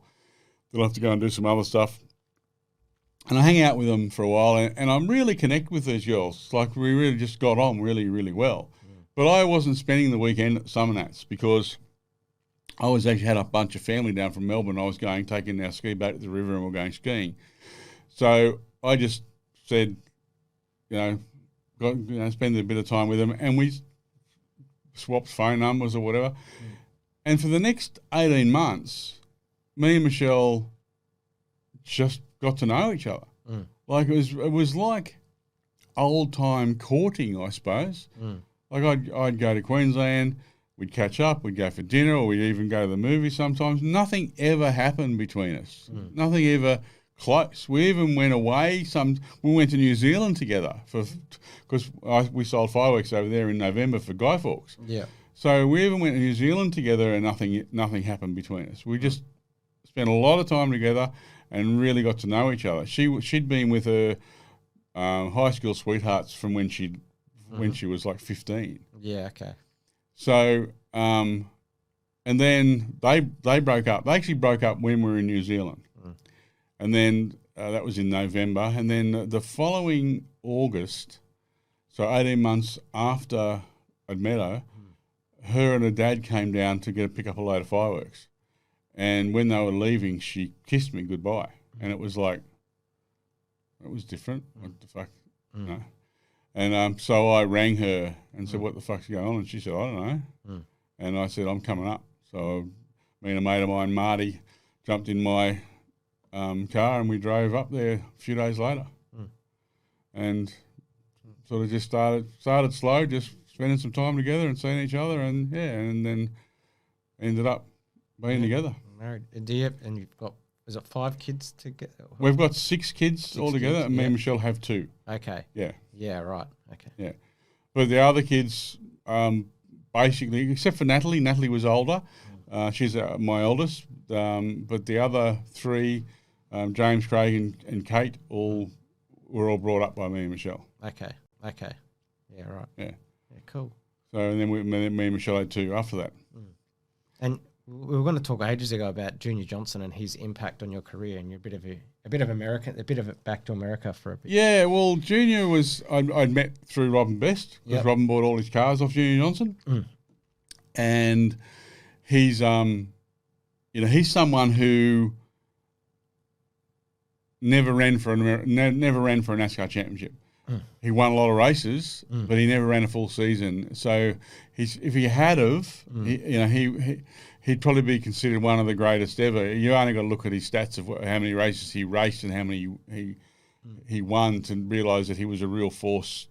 Yeah, he brought a lot into it. He really brought a lot of the big sponsors in. He was the guy who put Earnhardt with Childers.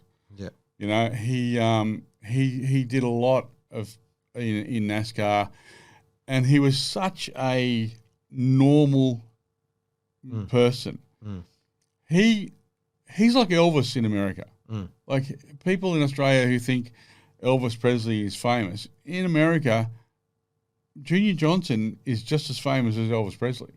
Like there's a movie made about him called The Last American Hero. Yeah, right. Jeff Bridges plays Junior Johnson. Yeah, okay. So the timeline is wrong in the movies, of when he raced and stuff, but the story's pretty accurate, and it's a pretty good movie. You should check it out. Yeah, well. But so he's incredibly famous, but he's also so normal that he had breakfast every weekday at his house from 6 a.m. till 9 a.m.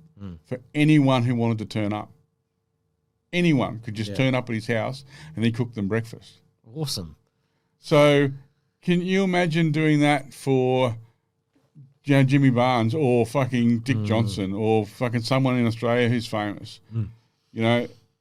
Didn't he help you out with like a little book that you needed? You were over there and you needed some parts or something. No, I needed a phone number. But I just finished on the breakfast thing. I remember being there one day and some grey nomads pulled up in their camper and they were coming. They'd heard this rumour, but no one ever thought it was true. Yeah. And they just pulled up and came in and, they would, and to here's Junior cooking breakfast. Yeah. And you'd go there and there'd always be a half a dozen people.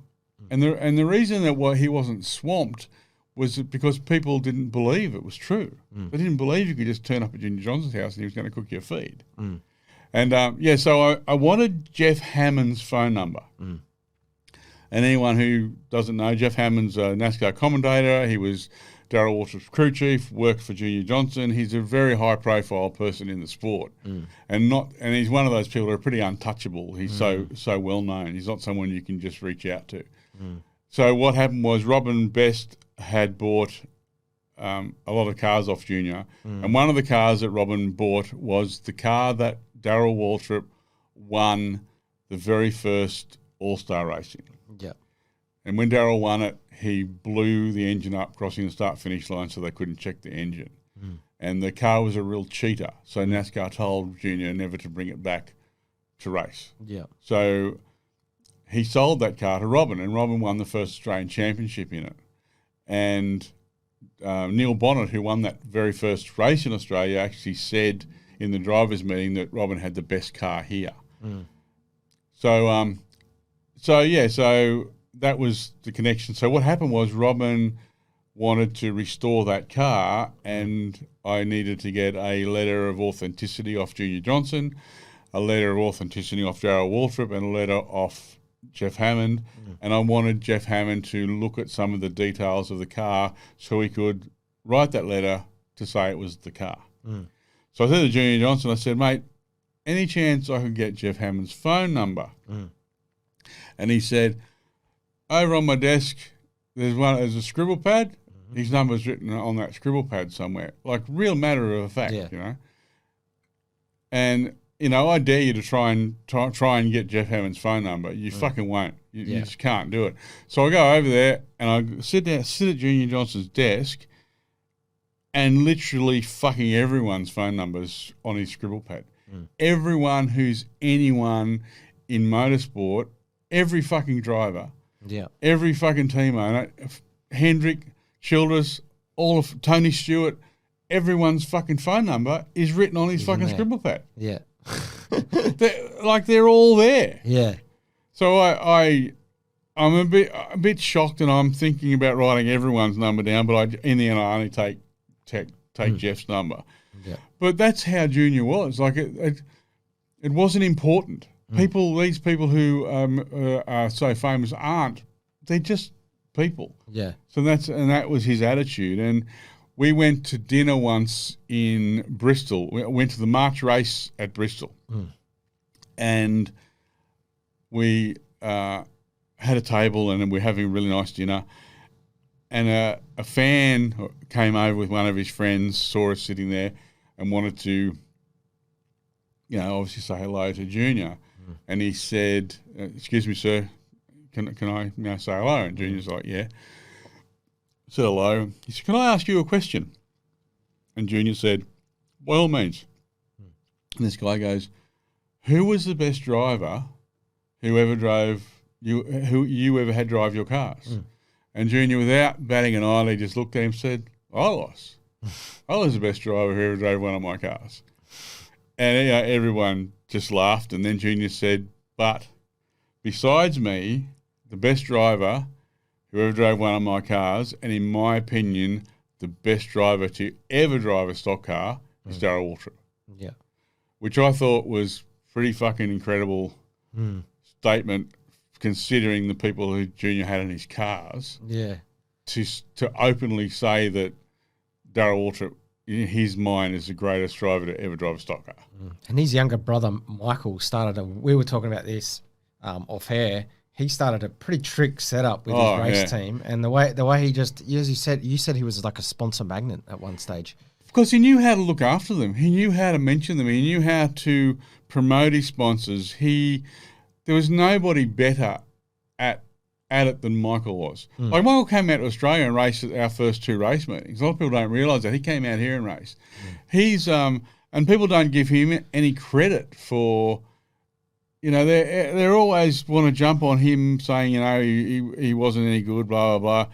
There's only 200 people have won a cup race. Yeah. Out of fucking nearly 5,000 people have raced a cup car, only 200 have won a cup race. Yeah. And I don't know whether Michael's won 4 or 6 cup races.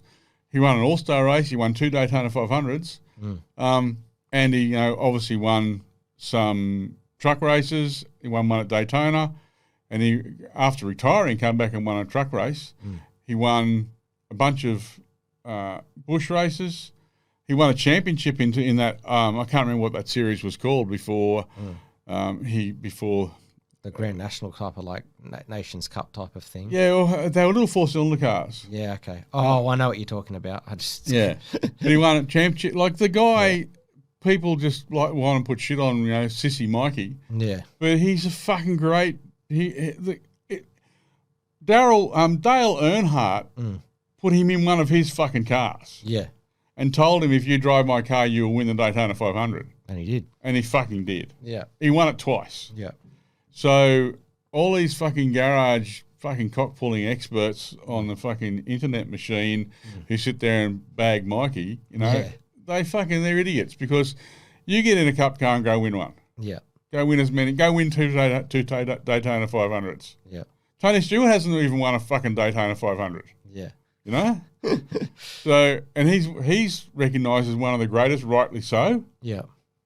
Mikey, he's and that Michael Waltrip Racing that he set up, he built in 1 year what Hendrick built in fucking 30. That team was mighty. And only for and he had Dale Jarrett as a teammate too, and then he had Ruderman and Michael McDowell. Yeah, he had quite a roster of drivers.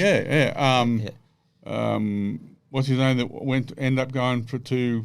He's a commentator now. Clint Boyer. Clint, Clint Boyer as well. Yeah. That was the downfall of Mikey. That was essentially that was the end of it. Clint's spinning out on purpose. Allegedly, is what brought it all down. Crashgate. Yeah, but it wasn't actually that caused it wasn't actually that on the track that day that they were fined over. It was an incident with Truex, a conversation over the radio. Yeah, that was the end of it. Yeah, really, that was what it was. It was a conversation over the radio with Truex, and what happened was then Mikey lost a major sponsor, and the guy who was funding Mikey wanted out, so it all just imploded. But it's a real shame, because Mikey brought in a big powerhouse team that should still exist. What's your take on the modern day NASCAR? I know we were talking about like the Gen 3, the new cars coming out, but what's your take on the playoffs, the stage racing and all that? Do you enjoy that, or do you just prefer the old school? I prefer, as a driver myself and a commentator, I prefer just going from start to finish and finishing that race and going from there. What's your take on the whole? Yeah, me too. But I also think that the stage racing really serves a purpose because it brings a lot of excitement to the end of those. Like, you would have races in the past, especially speedway races, where guys who just sit at the back And wait till the end. for 400 fucking laps Yeah. because they don't want to risk their car. Yeah. They don't want to race. They want to be there at the end. Yeah. So now, if they want to get points, stage points to be in the playoffs, Yeah. they have to fucking race Yeah. in those two stages. Yeah. So it's brought that in, which is really good. You know, so I think that's it was something that needed to happen. They'll always whinge about it. These hicks always want to whinge about everything. You know, have you been over there? To America? Yeah. I've been over there. Yeah, Yeah. I went in 2010 and met Marcus Ambrose and went on like a Aussie NASCAR tour, and it was absolutely amazing. Like compared to the supercar stuff that we have here, as you would know yourself because you've been over a few times. Yeah. Just as you said about Michael Waltrip's setup, I went there. I went to Kyle Busch Motorsports, Chip Ganassi Racing, Penske Racing. Penske's another big team. Yeah. Just the way that they do their motorsport compared to here is just it's crazy. Yeah. It's so overwhelming just as a fan. Do you know what I mean?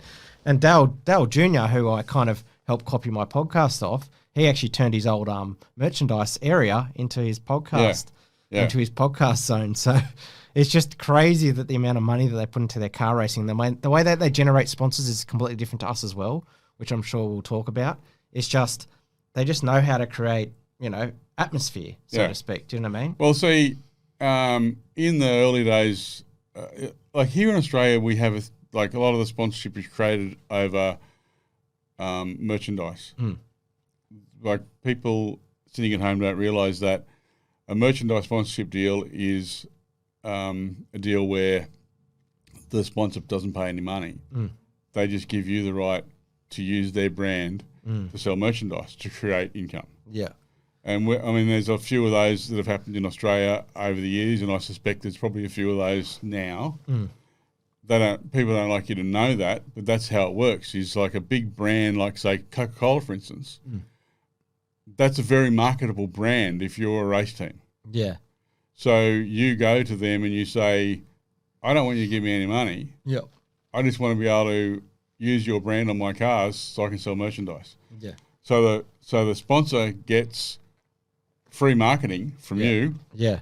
And you get to sell merchandise with their brand all over, which is very saleable. Yeah. So you make money. Yeah. And I know one in Australia that happened 10 or 15 years ago. A Queensland team had that was purely that, and I'm sure there are teams now that are purely that. Yeah. The Red Bull team in America. Yep. The NASCAR team.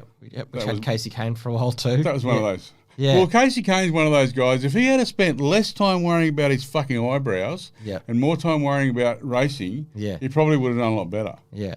You know, and the other one is that fucking waste of space that won NASCAR, won the Daytona 500, and then didn't do what car? I might be able to know.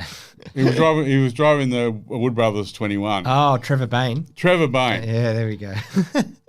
All he does is worry about fucking Jesus. Yeah. Jesus this, Jesus that, fucking thank Jesus. Thank fucking Jesus I'm here. Thank fucking Jesus I won. Thank Jesus Yeah. Fuck me drunk, mate. Forget about fucking Jesus. He doesn't pay your bills. Yeah. Worry about your fucking racing. Yeah. If I had a fucking race team in NASCAR, that would be the first thing I would tell my drivers. You fucking thank Jesus once, you're out. Yeah. Because I'm fucking paying the bills. The sponsors are fucking paying the bills. When Jesus ante-ups with some fucking money, you can fucking thank him. Yeah. But until then, you thank your sponsors, your team, and fucking me. Yeah. And that's Trevor Bayne. He's so fucking focused on his fucking Lord and Saviour that he'll never win another fucking race now that he's back in trucks. Yeah. Yeah. You know, he's a trucks or Xfinity's back in now. Xfinity's, yeah. Yeah. So yeah, he's that shits me. Yeah. I don't care if you love fucking Jesus and you're into that fucking fairy worshipping shit. That's fucking fine. Yeah. But imaginary friends don't pay your fucking racing bills. Yeah. All right? They fucking don't. Yeah. So fucking shut up about them. Yeah. Thank the people that do pay your fucking racing bills. Yeah. Fucking Trevor Bayne. Oh, fucking Jesus. Fucking Jesus. You clearly don't like Trevor Bayne. I just don't like that bullshit. Yeah. Who's your favourite ranked drive? Do you love what Kyle Larson did for the last few years, where he got fired and then he just came back on? Kyle Larson is amazing. Yeah. What he said was fucking totally wrong. He should have been smarter than that. He should have been better educated than to say something like that. But to blame Australia for him saying that was fucking totally wrong. Yeah. Because he said, they say it all the time in Australia, so I thought it was okay. Yeah. That's fucking not true. That's a fucking lie. Yeah. We don't fucking say that at all. No. That's a fucking American slang word, not an Australian slang word. Yeah, I know. So, to say that he heard it all the time down here in the fucking pits in the sprint car and then yeah. And then just goes back home and says it is fucking crap. So, yeah, that's bullshit. He should never have said that. But, mate, I think we're living in a time where we're witnessing possibly the greatest fucking driver ever. Kyle Larson is just crazy good. He is. I mean, Kyle Busch to me is at the moment still probably the best the sport's ever seen. He's my favourite driver. People carry on about his 200 wins can't be compared with Richard Petty's 200 wins. They're fucking right. They can't be. Because Richard Petty was bashing up farmers on fucking country tracks on Wednesday nights. Trophy hunting. Yeah. Or racing against nobody except for Billy Bob and his fucking son. Yeah. In fucking shit cars, and Petty had sponsorship and fucking factory cars. So all those, not all of them, because some of them were against the Carl Yarbrough and all those early guys, Wood Brothers and guys who had cars in those days. And they also were racing in some of those big races. But see, all those races in those days were all sanctioned by NASCAR, and they're all Grand National races. So it didn't matter whether you raced on a Wednesday against fucking, like I said, Billy Bob and his fucking brother. Yeah. That was still classed as a national fucking series event. So a lot of those races can't be compared. Kyle Busch raced in Cup, in Xfinity, and in trucks, and just fucking dominated. No one's won 100 fucking races in those fucking Xfinity cars. No one ever fucking will. Yeah. And I don't know how many he's got in truck, but I reckon they actually had to change the point system because of him, because of other classes. Well, they had to stop the drivers from being able to race as many races as they wanted to in those series. And they did it. They changed the rules twice. Yeah. The Kyle Busch rule. Yeah. It's called the Kyle Busch rule. Yeah, I know. Yeah. Because of how many races he was winning. Yeah. They changed it to 8 races a year. Then they changed it to 5. Yeah. And he still comes back and wins. And I reckon when he finishes his career, because he has said that he has his career goals set. Yep. And one of them was to win 100 Xfinity races. Yep. And he's done that. So he stopped racing Xfinity. I think when he finishes his career in Cup, he's going to go back to trucks and race a full-time year in trucks to win a truck championship. You reckon he's going to? He doesn't have a truck championship. Yeah, that's right. See, because that wins in every... Yeah, he's already got Xfinity championships, and he's already got 2 Cup championships. Yeah, takes a trifecta. And also these fucking monkey fuckers, they say that Kyle Busch doesn't deserve that first championship because he broke his leg. Because he missed whatever 13 races or 11 races. Yeah. What don't they understand? He still managed to score more points than everyone else with 11 less fucking races. Yeah. Yeah. He caught everyone with 11 less fucking races. Yeah. Yeah. Hey, what does that tell you about how good he is? Yeah. Yeah. Is he the best driver in your opinion ever in NASCAR? Or, well, see, I don't. Or do you do different eras? Well, for me, when I first got interested, it was Richard Petty, and then it was Tim Richmond. I reckon Tim Richmond. I totally agree. He was so underrated. Yeah. But yeah, you're right. He was just a crazy, crazy good driver. Tim Richmond, then Darrell Waltrip, and then Tony Stewart, and then Kyle Busch. Yeah. They're the ones that I've always. And then Kyle Larson in the morning. Yeah, but they always want to judge by championships. Mm-hmm.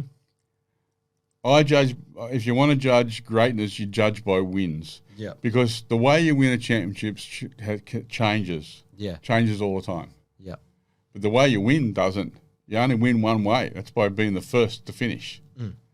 So if you look at wins, that tells you who, like that top win list, Petty's doesn't count. As far as I'm concerned, his doesn't count. Yep. Because it was in an era when it wasn't a part of the modern era. It wasn't a part of anything. It was just the really beginning days. In the modern era, he won fuck all. Mm. Yeah. Yeah. He won sweet fuck all. Yeah. In 94, I think, 93. I mean, he's still great. Yeah. He's still a huge part. He's still the fucking king, and he's still fucking great, and all those things. But he doesn't have the runs on the board when everyone got on equal playing, when everyone had really good cars, and everyone had sponsorship, and everyone had manufacturers. He didn't win any races. Yeah. Yeah. He didn't win any. No. He only won prior when he was the only one with everything. Yeah. Yeah. But, there'll be hits taken out on me by half of the South. Well, the good thing about this podcast, Tony, is you can actually just talk shit, not actually see it on the internet on a screen and read it. You can just say it and you can see it later. Yeah, I know. The feedback from people when they see this or listen to this will be fantastic, especially some of those guys. Yeah. What's your thoughts on V8 Supercars? Because I know you're not really into it, but what's your thought on the Australian motorsport scene? Because you never really wanted to get into even NASCAR in the modern era today, like in the community. You just stay away from it and do your own family life, don't you? Well, I don't want to do that. The young Zach, what's his name's doing that. That stock car Australia, and that's great, but it's not what I would like to do. I'm old now. I'm 60, so my time's over as far as doing. If I was going to do something, I want to do it real. That's more of a heritage class for hobby guys, and they're having fun and it's great. V8 Supercars, right? What's your take on it? They fucking ruined it. Yeah. When they changed the cars in '93 or whatever, when I went to Supercar. Went to when there was NASCAR and Supercars at the same time as we were talking. What happened was my engineer on my NASCAR car was one of the guys who was involved in the geometry on the new V8 Supercar series, on the steering geometry for those cars. Very smart guy. Now, go back to the Australian Touring Car Championship. Those guys went and decided which car they wanted to run as per whatever the rules were for the different classes. Yeah.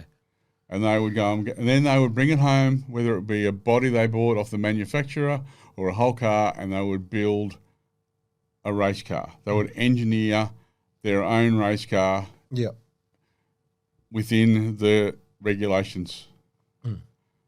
And it allowed people like Dick Johnson to build those incredible XD Falcons that were groundbreaking as far as taking it to, the Holden guys and really well put together cars, well engineered cars.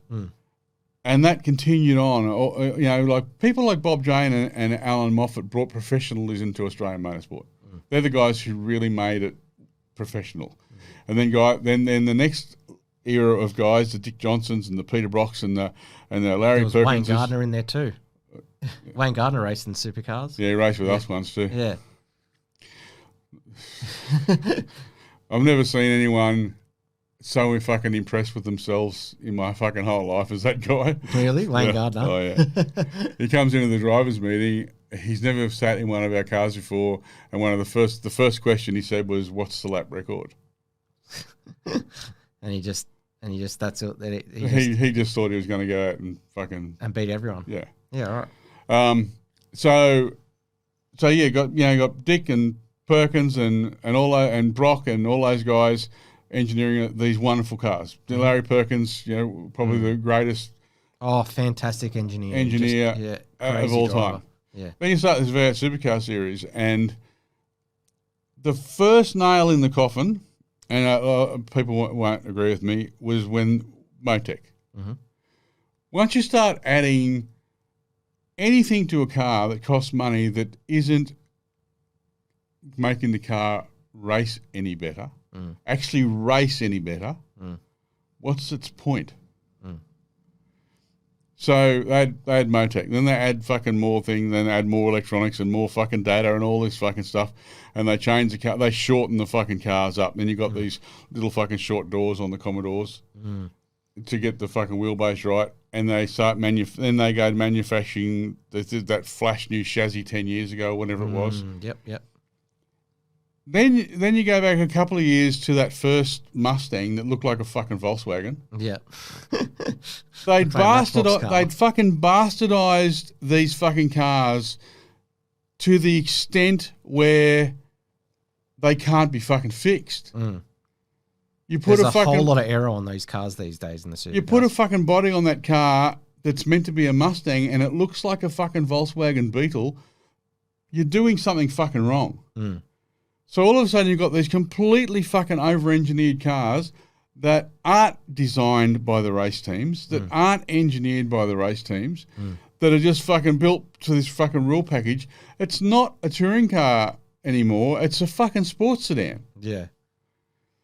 So they need, if they want it to be successful again, that series, is it still the Australian Touring Car Championship? It's just called Supercars. That's all it's called. So it's not even that. No. It's not even. So there you go. So when they say Peter Brock won fucking 10 Bathursts or 9 Bathursts or whatever he won, so how do you count them all? Did he drive in the Supercar era? No, he didn't. Oh, he drove I don't know. It's gone through so many names. It's gone through different bodies too, a Vesco. And so how do you compare apples to oranges? Yeah. How do you say I couldn't even tell you who drives in it now, but whoever's in it now, if they're being successful, you can't. How do you have them both on the same page? Because they do, don't they? They say Brock won 10, many championships, Dick Johnson won this many championships, Joe Blow in the series now has won fucking this many championships. It's not the same fucking championship, is it? No, it's not. That's a fucking touring car championship where they were driving touring cars. Yeah. This is a fucking championship where they're driving these fucking over-engineered fucking spaceships. Yeah. So it's not the same fucking thing. Yeah. So there has to be a cut-off fucking line saying, this is where the fucking Australian Touring Car Championship fucking ended. Yeah. And this is a fucking new series. Yeah. And we're going to race these fucking over-engineered fucking buckets of shit that no one gives a fuck about anyway. I'll give you a fucking test. Yeah. Take 10 V8 Supercar drivers down to Woolies dressed in their civvies. Yep. Stand them outside Woolies selling fucking raffle tickets for the Lions Club or fucking Apex. Yeah. And see how many people fucking recognise any of them. Yeah. No, honestly, fucking see how many people recognise any of them. Yeah. A few blokes who drink their VB in their shed and watch the V8 Supercar races will fucking know who they are. Yep. But that's all. A very fucking tiny minority of people will even know who they are. Last year or the year before, because I follow demographics and all this sort of stuff a lot, from when I used to do sponsor stuff. That stuff. So I still follow it. 117,000 people, I think it was year before last year, what was the average viewership for a V8 Supercar race. I wouldn't have a clue. 117,000 people. It's fucking nothing. Yeah. They are so low on the Australian sport fucking ladder when you compare all the ball codes and horse racing and fucking everything. Fucking dirt track speedway outsell V8 Supercars in ticket sales annually. Yeah. Dirt track. Yeah.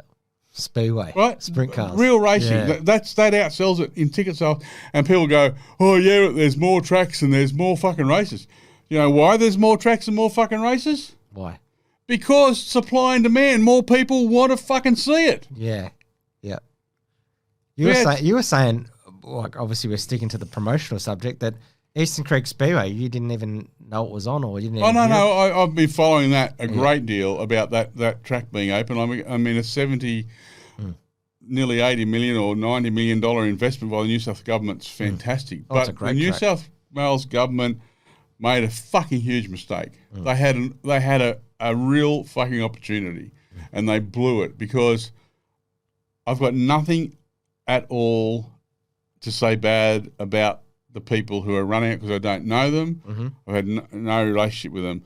Yeah. But the government. the government should have just employed a promotion team to run it, and then given them a budget to fucking promote the Speedway and do it properly. Because somewhere in the late 80s or 90s, Speedway promotion got lost. These guys who are running Speedway, they're not promoters. They're track hirers.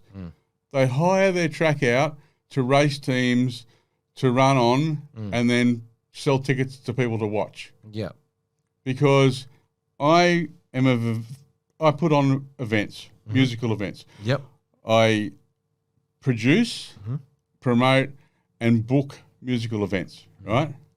Now, producing an event is being a promoter and putting it on properly and promoting. Do you know what promoting means? Means getting it out. If you've got a fucking Speedway track, promoting means fucking promoting it, fucking advertising it. That's what promoting is. Yeah. You know, it's not fucking having a track. Okay, if I'm putting on a fucking concert or a festival and I've got Jimmy Barnes fucking playing, what would happen if I said, mate, you've got to pay $250 to fucking play at my fucking festival? He'd say And that. your fucking band have all got to pay to get in. Yeah. This is what these fucking track promoters are doing. They're charging the drivers to be there. They're charging the fucking teams to be there. They're charging the driver's wife and kids to fucking come in. You can't charge the fucking people who are putting on the show to fucking be there. And then they have this thing called 50-50, where they sell tickets to the fucking crowd. Yep. And the winner wins 50% of the money that's taken from the crowd. Yep. The other 50% goes to buy the fucking ticket, the trophies for the sprint car drivers. So the crowd are buying the fucking sprint car drivers their fucking trophies. Yep. Get fucked. Yeah. What a fucking monkey trying to fuck a football show that is. Yeah. How amateur hour is that when you're asking the crowd to fucking buy the trophies for the fucking sprint car teams? Yeah. That's pathetic. That's fucking pathetic. Yeah. Yeah. So we need promoters. We need people who are going to actually promote. Yeah. That fucking first race at the fucking Sydney, that wasn't. Yeah. It was advertised on fucking Facebook. I don't know where, maybe a couple of fucking papers. It wasn't fucking widely promoted through radio and through fucking television and through all the things it should have been. And then they'll come back and say, yeah, but all of the Speedway community knew. Fuck the Speedway community. They're coming anyway. We need to get new fucking blood. We need to be fucking educating new people to come and watch. We need to be creating fucking household names again, like in the fucking 70s and 80s and fucking early 90s when fucking David House and Barry Graham and Rodney Combs and John Pine and Grenville Anderson and all these guys were fucking household names. Yeah. Because they were fucking stars, and the people who were promoting Speedway promoted them guys as fucking stars. Yeah. Now no one fucking knows who anyone is because no one's promoting. They're not fucking promoting. They're not a promoter's fucking ass. Yeah. They don't know what they're fucking doing. They need to get people involved who have the skills to promote and how to use a budget, and not asking the crowd to buy the fucking trophies. Yeah. The fuck is that? Yeah. I know. The 50-50 trophy. 50% goes to the winner and 50% buys the trophies for the sprint car. You're the promoter, you buy the fucking trophies. Yeah. I hope this goes viral. No, it fucking pisses me off. They just don't know what they're fucking doing. Yeah. So, V8 Supercars, we can fix that easily. Yeah. just take all those cars and push them into the fucking tip. They're fucking rubbish. Or just have a museum for them or something. You know, this is what happened. Some people fucked up in a bunch of fucking ways, and we ended up with this abortion that looks like a fucking Volkswagen, which is, you know, and so we're sorry, but anyway, you can look at them and laugh now how silly they are. Yep. And go back to being an Australian Touring Car Championship. Let the teams pick a car they want to drive. Yep. I know we don't have an Australian car anymore, but we've still got cars out there that we can make sporty and there's race. the TCR series, which is on 4-cylinder cars that are currently on the road all the time. Yeah, but we can just do that and let the guys engineer their own cars and go back racing. Let's do what Dick Johnson did. Do what fucking Perkins did. Yeah. All those. Let's do what they did again and get a real Australian Touring Car Championship happening again. Yeah. And start bringing some drivers in that don't have to bring their dad's checkbook. Yeah. Let teams build cars again. Why is there a limit on grid numbers? There's only 30 cars or something. Why is that? No, there's 25. Sorry, this year. Why? Supercars. It's kind of like the charter system in NASCAR. So they've got the charter system. They've got I think 33 cars or something like that, or 35. That's their charter system, and then they've actually got the Supercar charter system this time, and they've capped it to try and make more money for those current teams. And F1's doing something similar. Yeah, 25 cars. Fuck. What's the point? Yeah. What's the fucking point? Exactly. What I was going to say is you got the Bathurst 12-hour, Bathurst 6-hour and 12-hour coming up, and they've got 70 cars on the grid for that, and that's just guys building their own cars and making those cars go and race that event. That's what it should be all about. Yeah. I mean, that's what it should be all about. And it's time that the people who are running this V8 Supercar fucking series realise that they have overdeveloped this car to the point where they can't fix it. Yeah. They can't fucking fix it. It's too much aero. It's not a fucking car. It's a fucking manufactured... It's a fucking sports sedan. Yeah. And it's just, and they talk about, well, let's go to this country. Let's go every fucking country they've gone to. When they went to Dubai, there was one guy fucking cleaning the fucking stands. You know, walking around with a bucket and a pail. Fucking, he was the fucking crowd. Yeah. You know, what's the fucking point? Yeah. No one knows it exists. Yeah. You go to fucking America and walk down the pits. I've been to the States over 30 times, right? Yeah. And been over there with NASCAR. I know a lot of people involved over there. But if you walk down there and say, do you know who this is, and mention a V8 Supercar driver, they won't know who any of them are. Tell me who a race car driver, an international race car driver of any real note, someone who's currently still involved in racing cars, sedan racing, tin top racing, who has come out here to race a V8 Supercar. From outside of our country? Yeah. None. Well, not that I can remember, no. Why is that? Because I guess they don't want to race it. No, they don't give a fuck. Most of them don't even know it exists. Yeah. And secondly, what's the gain? There's no as I've had in other podcasts, as you've said in the NASCAR thing, there's prize money overseas, but in supercars, it's a Motorsport Australia's pulling in like a $6 billion industry. But yeah, there's no purse for any of the drivers these days. What you said, which has never been broken since they hold up a fucking pole award check for $500 fucking dollars. Yeah. How fucking embarrassing. Yeah. That's fucking grocery shopping money. Yeah. Or fuel money these days. Look what I won. I can buy me fucking groceries. Yeah. You fucking idiot. That's not a prize. Yeah. That's an embarrassment. Yeah. $500 to be racing at what they consider the top level of Australian motorsport. For a start, I'll give you the tip, it's not the top level of Australian motorsport, not even close. So back to the drivers coming out. No driver of any note who is a current driver in the world of any stature would sit his ass in one. No one has. A few retired guys have had a little go that have been paid to come and fucking drive the car, paid. there's got to be something in it. Like who? They asked, what's his name, the Australian Formula One driver, Webber. Mark Webber. Right. Yeah, Webber or Ricardo. There's a few of them, yeah. They've asked them. Yeah. They've all been very polite. Yeah. The only one to do it was Alan Jones. Yeah, well, I've got fucking running with that cunt too.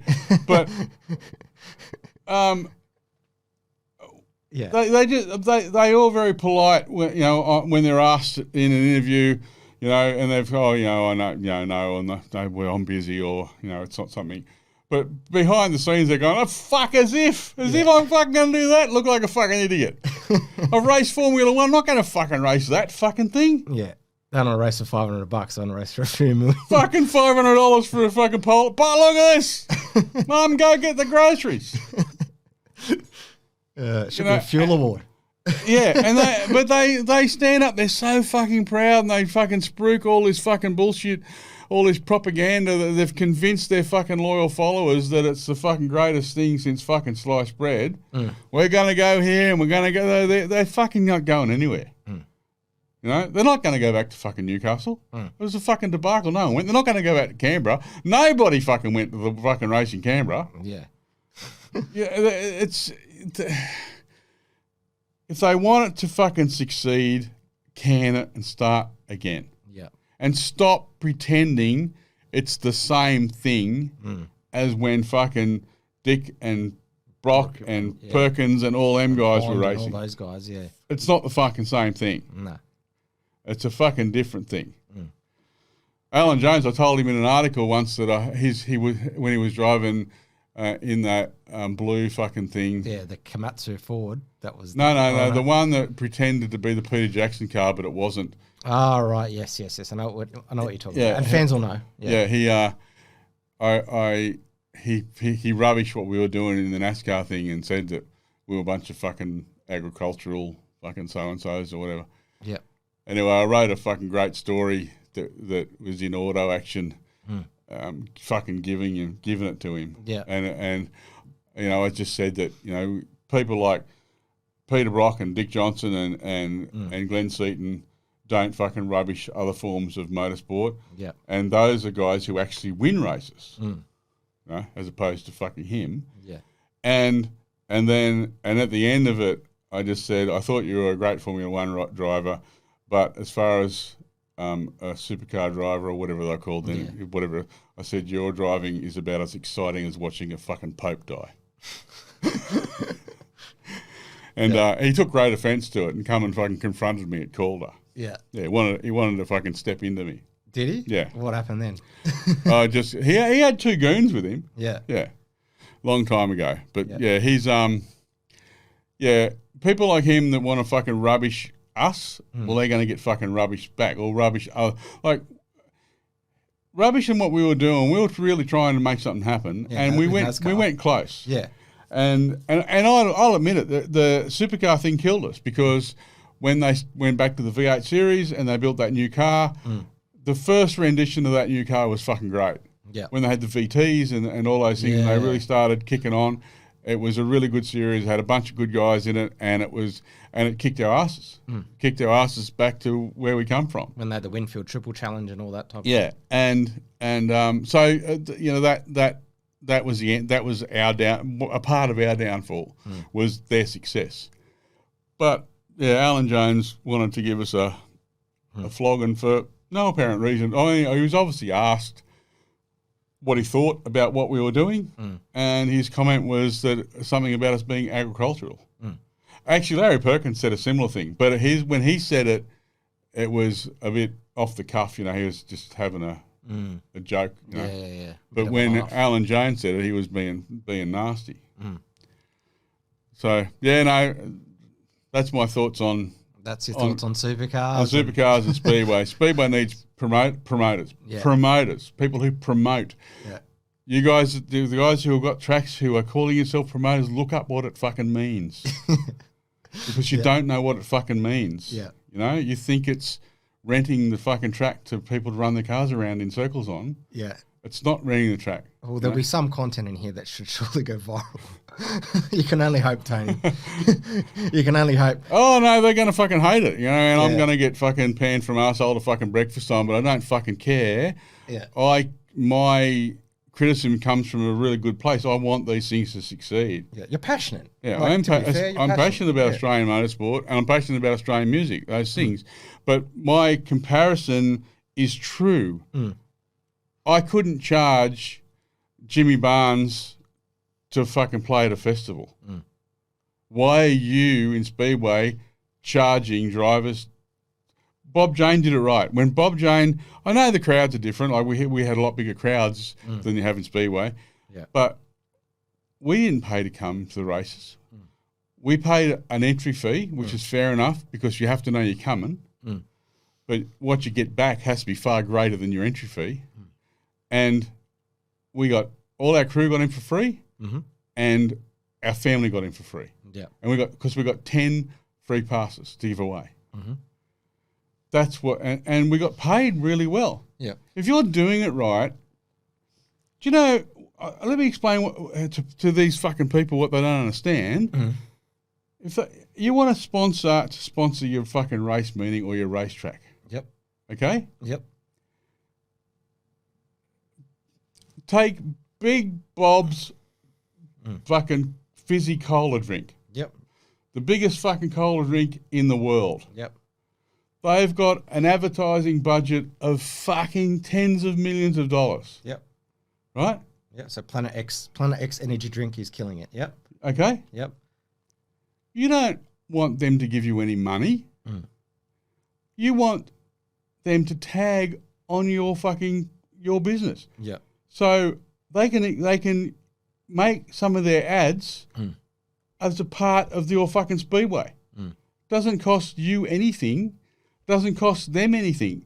They're still advertising, but they also what the gain for them is that their fucking sponsorship is all over your track. So when they're advertising, fucking Big Bob Speedway is fucking cola is happening this fucking Saturday night on the racetrack. Yep. Big Bob's is up there. Big Bob's Cola. Speedway. Like how NASCAR does every race. They have a different sponsor per race. Big Bob's Cola is fucking sponsoring the fucking race event. Big Bob's Cola already had that ad. Yeah. They were already going to advertise fucking 10 times on Friday night. Yeah. But now it's got fucking your Speedway at the end of it. Yeah. You don't pay them for that. You just get them to do it. Yeah. And to get them to do it, you say you're going to fucking put it all over your track. Yeah.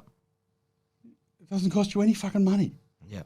You've just got to get good promoting people to fucking do that for you. Yeah. Hire a company who understand what promoting is and fucking do it. And stop fucking making your crowd pay for your trophies. Yeah. That's fucking embarrassing. Yeah. That's really fucking embarrassing. Yeah. Like the other day, I think they sold fucking $6,000 or $5,000 worth of fucking tickets. 50-50 tickets at fucking Parramatta. Yeah. And half the money someone won when they drew it, and the other half goes to a pool for the year to buy trophies for the... Yeah. Did you ever race at Parramatta Speedway? No. No. Okay. No, never did. Yeah. No, I went 1,000 times when I was younger, and I went to... did you go to the showground?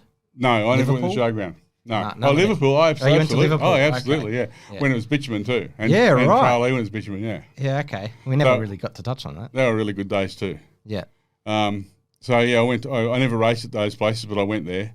But for me, Charlie was the place. And in those days, sedan racing in Australia was king. Dirt sedan racing was much bigger than sprint cars because sprint cars evolved out of super modifieds. Yeah. And super modifieds, we had guys like Warren Gregg who were super modified drivers that were locally. He was actually a Murray Bateman guy. And a Barry Guy from Canberra and all those guys who went into the sprint car. Sprint car was getting big, but sedan racing was what was huge in Australia. And somehow it just went away. I mean, they're still racing them, but they're not. It's not. Super sedans at the moment is really going through the roof all over Australia. Super sedans are really taking off. And that's what you're doing now. We'll close off the podcast now that you've done a bit of legend cars and bit of speedway, haven't you? Like you had your late model, didn't you? In 2016, a guy offered me an opportunity. Cole Robertson, who was a part of NASTRAC in America, with Barry Graham, which became the Richard Petty driving experience. He also raced NASCAR here a few times, and he raced. He had late models, but he also raced Grand Nationals in Australia. So he's been around and a real stalwart of the industry. Yep. He actually got sick, and after talking to him, he offered me an opportunity to drive his late model, and he's because I was older and my expertise is in that low traction, high horsepower type racing. He offered me that opportunity to race his car. So we tested and had got the car all sign written and did 2 or 3 tests, and it was really good. And just as we were about to start, I got sick. So the whole thing got canned. Yeah. And unfortunately, I never got to actually race the car, which killed me because that was what I always wanted to do from 30 years ago. I never got to do the thing that I actually wanted to do. Yeah. I didn't want to go to NASCAR. I wanted to race speedway, and the thing that I always wanted, I never got. So that's really disappointing that I never got to do what I wanted to do. But now I'm sort of at the stage where if I find an opportunity to maybe race a super sedan or a modified production sedan, which is a really good class, I might do that. Yeah. But I still can't shake the itch. You still can't shake it. It's still all there. Yeah, I can't shake the itch. Still can't. I still got my steering wheel and all my internal stuff to go in the car. Yeah. Yeah. What was in your old shed and your new shed? What was going from place to place? Do you remember like taking apart? I remember you seeing on social media you were taking apart your old place and moving, and it was a whole of a shit show because we were trying to organise a podcast to move it all the way up to Queensland. You left some stuff behind, and you left some memories because you couldn't take it all. Oh well, one of my NASCAR cars, the very first car I raced, is still inbounding. It's at my cousin's place. I'm picking that up soon to take home. 2 Zephyr utes that is parts from my dad's Zephyr I'm restoring. I've got to take up there. But most some old stuff got bulldozed into the ground. Because I just couldn't take everything. And when you're in the same place for 50 years, you just accumulate so much stuff. But I still have a lot of memorabilia. I gave a lot away a few years ago. I gave like a few friends of mine who have got like man caves and whatever. And I actually put a few things on Facebook to give away to people who are into motorsport. Some panels and bits and pieces. I gave a lot away. You got heaps of fans though still on the internet. Like that's what you pointed to the camera before. But you've got guys creating on computer games your race car. Yeah, that's really in the good. modern era. What do you think of that? I think there's 3 or 4 guys now are racing variations of my race cars on iRacing. Yeah, which is really cool. Yeah, it's quite a makes you feel pretty good that people want to do that. That's really cool. Yeah. I enjoy. They send me screenshots and stuff of the car, and it's really cool to see that's being done. Yeah, and your son James, he's been pretty vocal and supported me with my podcast. How's his music? How's the music scene been going from? I know it's been on and off since COVID and whatnot, but he's pretty passionate about his music. Oh well, he started when he got serious when he was 16. He wanted to leave school and be a full-time musician. Yeah. And that's what he did. He recorded an album. What's the band called? It's just a James Southwell band. Oh, okay, cool. Yeah, all right. He's headlined almost every blues music festival in Australia. He's had some of the greatest musicians in Australia in his band. Yep. He's played for Angry Anderson for a lot of years. Played for Stevie Wright. Yep. Played for a lot of people. Played with a lot of people, shared the stage with some really big names. Went to America in 2016 and recorded an album in Louisiana.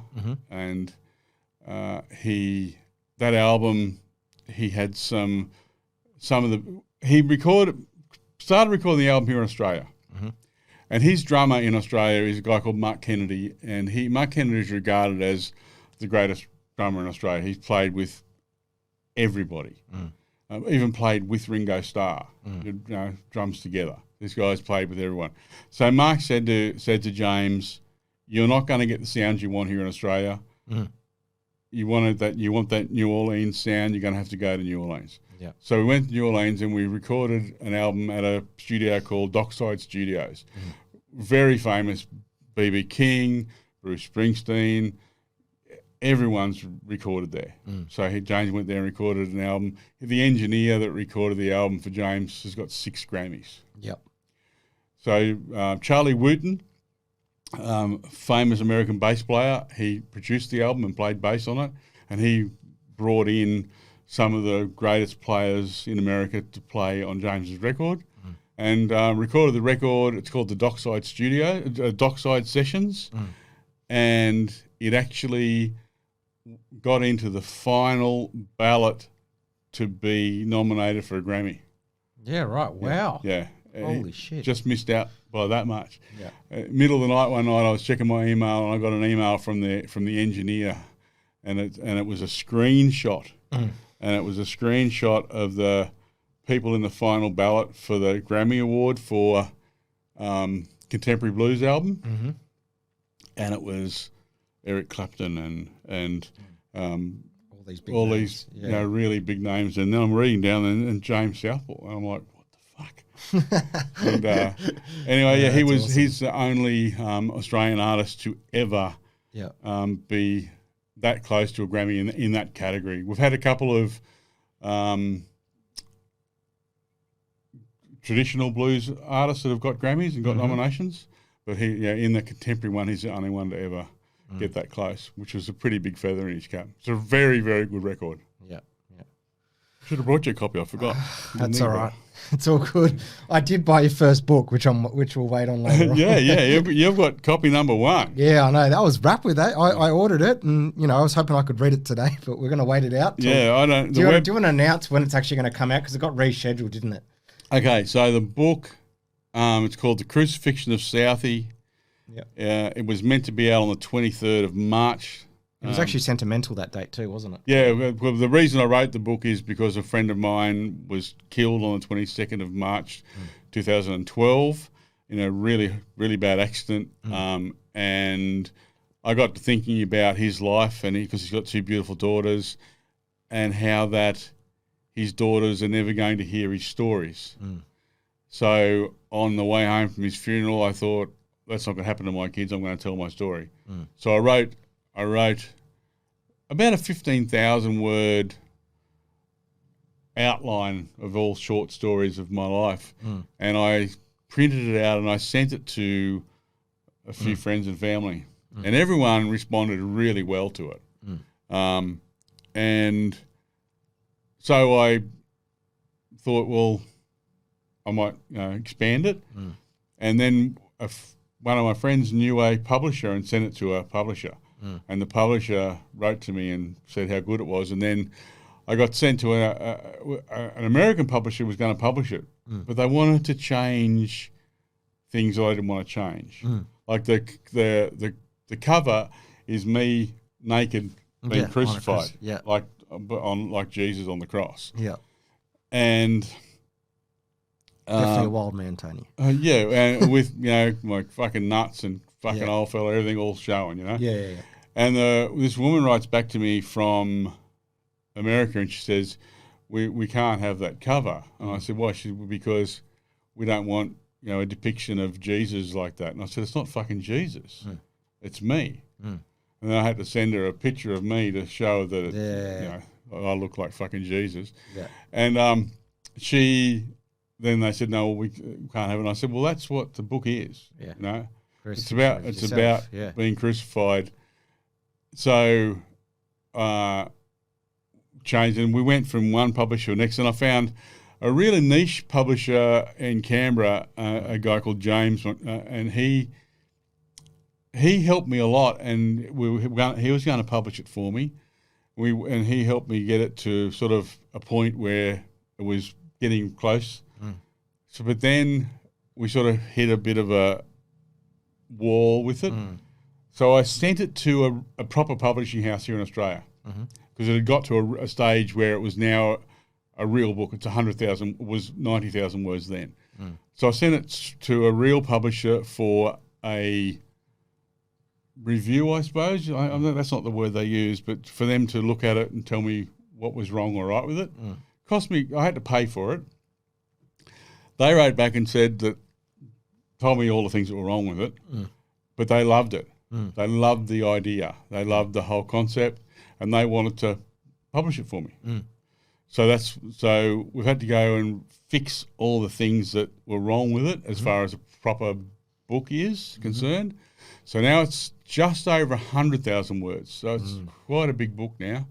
And it's... How thick is it? Will it be like that thick? Or like, probably, yeah. Yeah, okay. So it's going to be... It was... Because it's my first 50 years. So it's... The concept was 50 chapters for 50 years. Yeah. But that didn't work. When I sent it to this proper publishing house, they said that didn't work. So we had to change it. So now I think it's 24 chapters. Yeah, okay. So it's still 50. It's about my first 50 years alive. And so I started writing in 2012 when my friend Chills died. And now it's 10 years it's taken me to get it to where it is. Yep. Well, yeah, but there it is. would you rather see that? Yeah, it's been promoted. Yeah. It's all right. Yeah. Our production team can zoom in on the thing at the end of the podcast. Cool. Yeah, well, there's lots of story. That's really good because there's so... Do you want to hold it up? Do you want me to grab it? Grab it, yeah. All right, I'll grab it. I actually feel like I'm actually moving out of my chair. So... First time ever. Can you see that or not? Oh, they can see it. Yeah. It's all right. So what happened was I got an artist. I got onto given an artist in Adelaide who he did a party. We went to a big party and I'd rather not say what the party was, but he did the artwork for the party. And so I contacted him and said, I'm doing this. And this guy doesn't know me. So we sent him a bunch of photos of me doing different things. And not naked. Yeah, actually, no, there is a naked one. Oh, okay. Yeah. That's why the world. Yeah. So we sent that and he came back with this. Yeah. And it's got so many of the stories from the book are in the artwork. In the artwork itself. Yeah, okay. So he's actually drawn the stories into the artwork, and so when people read the book, they're going to then look at the artwork and they're going to be able to see that story. Yeah. Which is really, like there's a picture here with some bloke snorting a line of coke off the bonnet of my race car at Calder. Yeah. And that happened, did it? I'm sure it did. Yeah. And so there's lots of me flying helicopters because I went and got my helicopter license. Yeah. And so the artwork's very descriptive and a lot of it, and it's pretty cool. I'm really When I got it back, I couldn't believe it was like the guy I'd known me my whole life. Yeah. He did a really good job. Yeah. So that'll be out soon, and yep. Oh, you can put it back up there for a bit. Yep. Yeah, and it's pretty exciting. It's every publisher that's seen it, they've reacted exactly the same way. They've all said it's the most confrontational book they've ever read. Well, I ordered it. I just got to wait for it to read. Yeah, but you've read bits and pieces of it. I've read draft copies of it, and that's why we've gone for a fair long while today. Yeah. We've done an amazing job. And Tony, I normally I just appreciate my guests for coming in here, but you yourself, not many have known this, but we've organised this, and you were essentially one of my pilot episodes originally before COVID and fucking the world fell apart. Yeah. But not only that, but you've actually travelled down from Queensland in your car with your daughter today to tell your story. And honestly, from the bottom of my heart, I can't thank you enough for it. Yeah, it's lucky this isn't live because my family don't actually know that I'm down here. Yeah. We're going to surprise them tonight when we arrive down in Yass. This comes out in a month, so they won't even know about this. So that's good. That's good. Yeah, so it's a big surprise to them. Yep. So I really appreciate you coming on the podcast, dude, and hopefully we'll catch up on another time, maybe on a Zoom call or who knows what with the podcast. Yeah. Well, I'm actually setting up at home. I'm going to start doing weekly a bit of a weekly. I've already set up a bit of a studio at home. Yep. And I've bought a little bit of gear. I'm going to start doing a weekly sort of yarn about the racing that's on. Yep. The NASCAR stuff, and because I get sick to death of watching the puerile, censored commentators, because then none of them are game to say what they feel. None of them are game to step out and say if they don't like the way something's happened with either with NASCAR or the team or the TV. They're too frightened to lose their jobs. So I want to say, let's stuff about fucking Trevor Bayne. It's fucking true. The people. They're meant to be pitch me for a job while you're at it. They're meant to be full-time. They're meant to be full-time professional racing car drivers. Yeah, that's what their focus should be. Yeah, not on how pretty my fucking eyebrows look, or not whether Jesus is on my shoulder, or whatever else their focus is. They should be racing cars. And there's so many things that go on in sport that I look at and in motorsport and see that, I'm not the fucking expert, and I don't want people to think I'm trying to say I'm the expert. I just have my opinions, and my opinions are fucking right. Yeah. No, I'm just joking. My opinion, but the Speedway stuff I'm very passionate about because I think Speedway should be, with the ticket sales that we have already in Speedway throughout Australia, that should be fucking double. That Sydney Speedway should be run by the government. Yeah. And they should have a promotions company working for them, putting them on with a budget supplied by the fucking government. And the grandstand should be 2-tiered, and that should be 25,000 people. Yeah. Yeah, it's only 7,000. Yeah, I know. And it should be fucking packed. It should have a grass area, a hill for families to sit up on with their fucking blankets and all that stuff. The Speedway's beautiful, but they just fucking missed the boat on a few things. And they missed an opportunity to take it to really fucking spend the money that needs to be spent to make a show, to get people off their asses out of their lounge rooms that have never been to a fucking Speedway race before and go and watch the fucking race. Yeah. Introduce them to that. Yeah. It's not going to happen the way it's being run at the moment. I totally agree. That's just how I feel about it. Yeah. And I am passionate about it, and I don't want to offend anyone. I'm sure I fucking have. Michelle lectured before I got here and said, please don't piss too many people off.